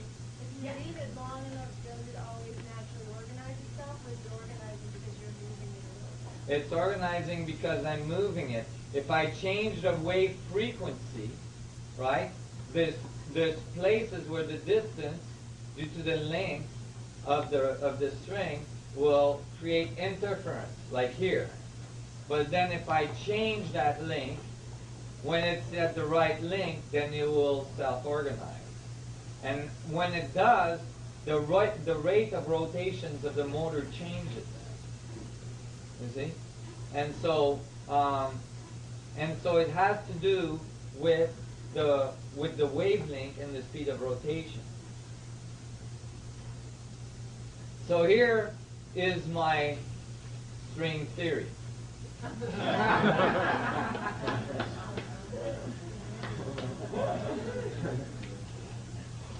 And so it became obvious that the wave and the particle are unified when you allow the spherical coordinates of the 3D vortex dynamic to be involved.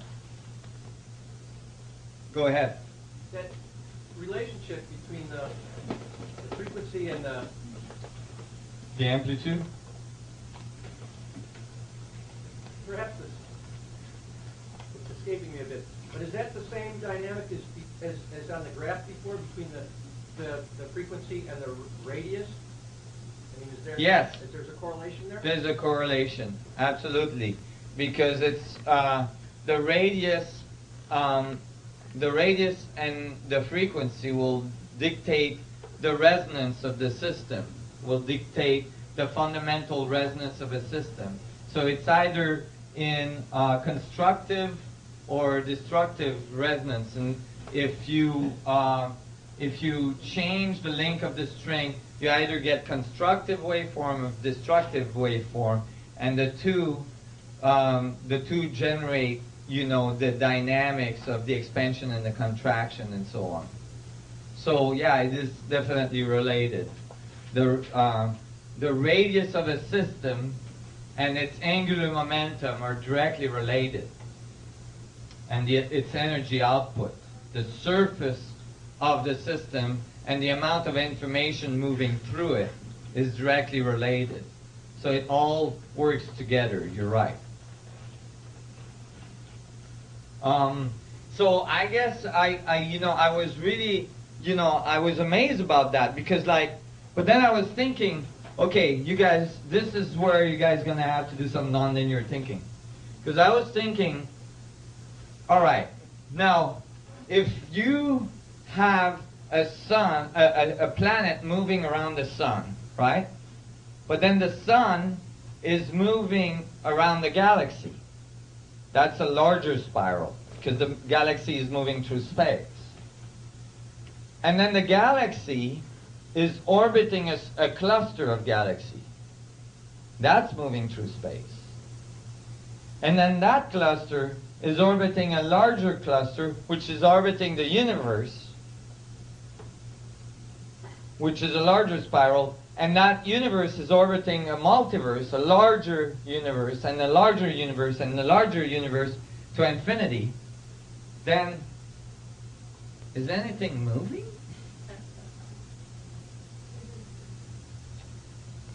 That was a good question. That's where the fractals become a really good thing to have. Because in an infinite fractal of rotation, in an infinite fractal, how do you define the center? Every point is the center. You are the center of the universe, or observing the universe from your very own center. Wherever you pick a point of observation in the fractal, that point becomes the center from which you're observing the universe. That point becomes stillness. Why stillness? Because in that point now, all of the spins of the universe cancel out. For each spin you find, you'll find in the universe an exact and opposite counterspin. So all of the spin canceling out in each point creates stillness. I'll give you an example. How does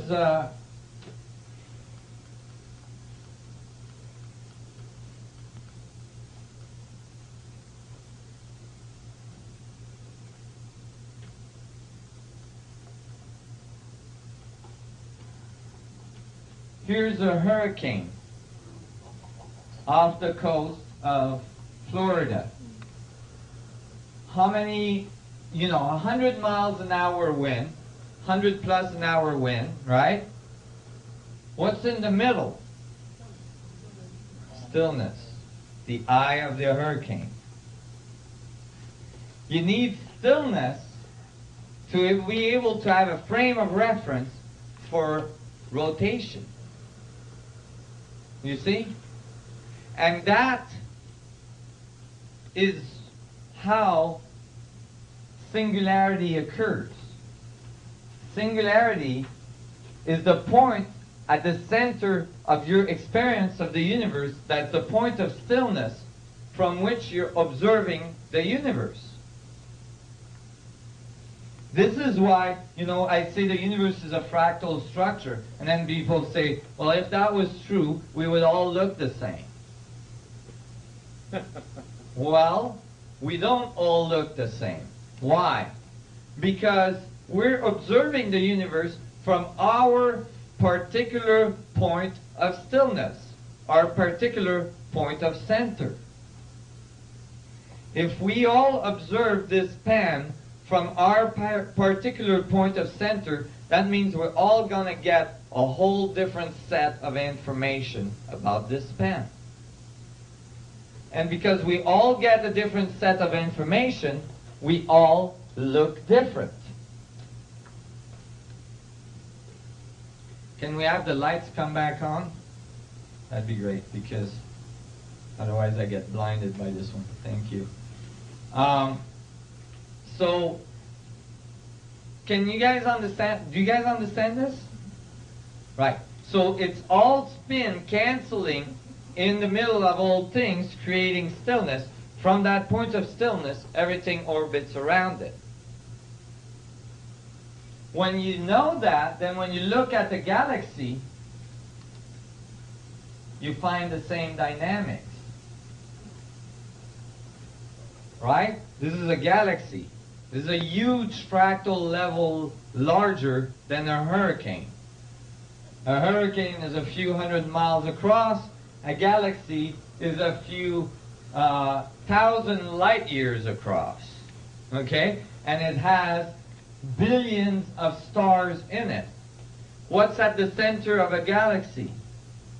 An immense black hole. The point of stillness, singularity. The point where all spin cancels, creating non-movement, singularity. Yes, the black hole is orbiting, but that's the outside. If you go in towards singularity, further you go, stiller it's going to get, colder it's going to get. Now when I show this to people, when I showed this to physicists almost 12 years ago, I predicted from this theory that the center of all galaxies were going to generate black holes. That all galactic center had a black hole at the center.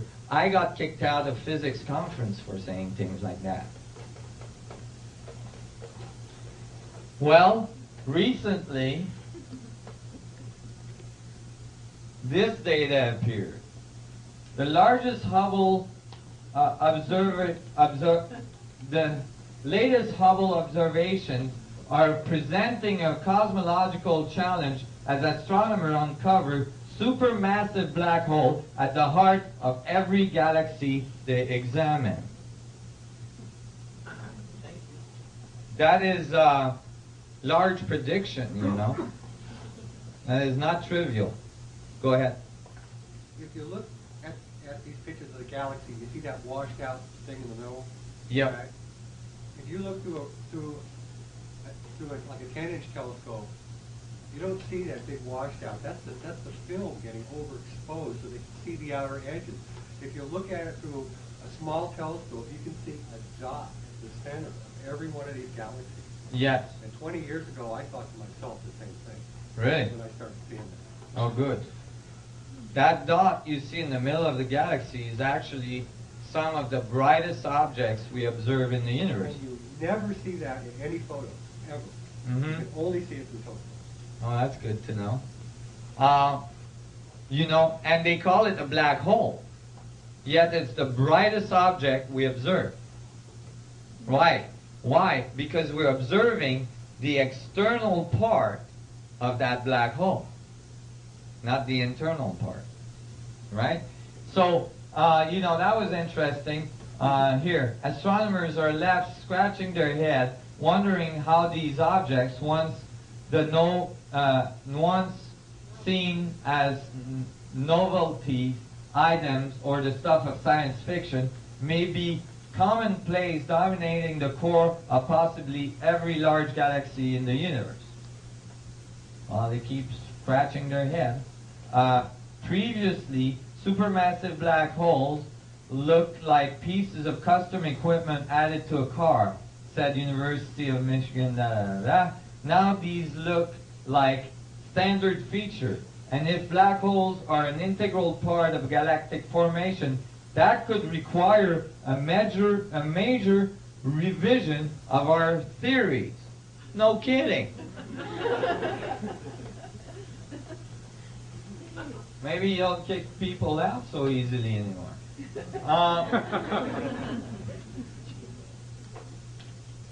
So you guys see where I'm going? See, this is the concept that I'm bringing forward. Everything is centered by singularity. And everything that is outside that center is the radiative part that we observe as the universe, because it rotates. Because it has angular momentum, and that generates forces like electromagnetic radiation and so on. So when when I was looking at all this stuff, and I realized that these lobes had to be those vortices that are moving through space, then I quickly seen,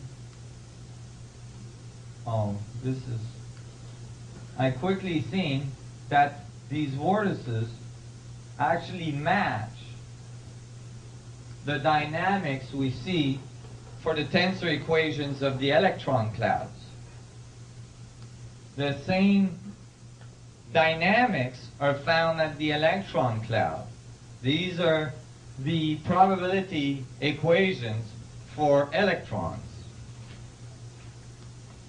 And then I found, subatomic particles follow these dynamics as well. Mesons are vector equilibriums. Baryons are isotropic vector matrices. And then I noticed that's extremely small, right? Then I noticed that in the extremely big, the same dynamics are found. These are supernova explosions here on the right, on your left. And this is a crop circle. Can everybody see this here? It's hard to see. Maybe we can shut up the light. There you go. Is that easier? Yeah, better. When this occurred, I got really excited. I'm like, oh my God, they took a picture of the geometry of space. So I'm like calling my local astronomers and stuff. And I'm like, you guys took a picture of the geometry of space according to my theory. Those big loops that you see that makes petals, that's because, like a supernova explosion is a star that explodes, right? So you don't expect that it's going to organize in a very specific pattern. It's supposed to just go into a chaotic mess, right? But it didn't. This is the first supernova we ever photographed, and it made huge circles intersecting, making a petal structure. So I got excited. Well, they all told me I was full of what, and that this was just a random event. Well, from one random event to the other, they took picture of a next supernova, that exploded and generated exactly the same thing. Intersecting ring, making petal-like structures, just like what I had predicted. And then this one was really sweet because when you look closer in the middle, there was an eye, like the eye of Horus, even with a twinkle in the eye.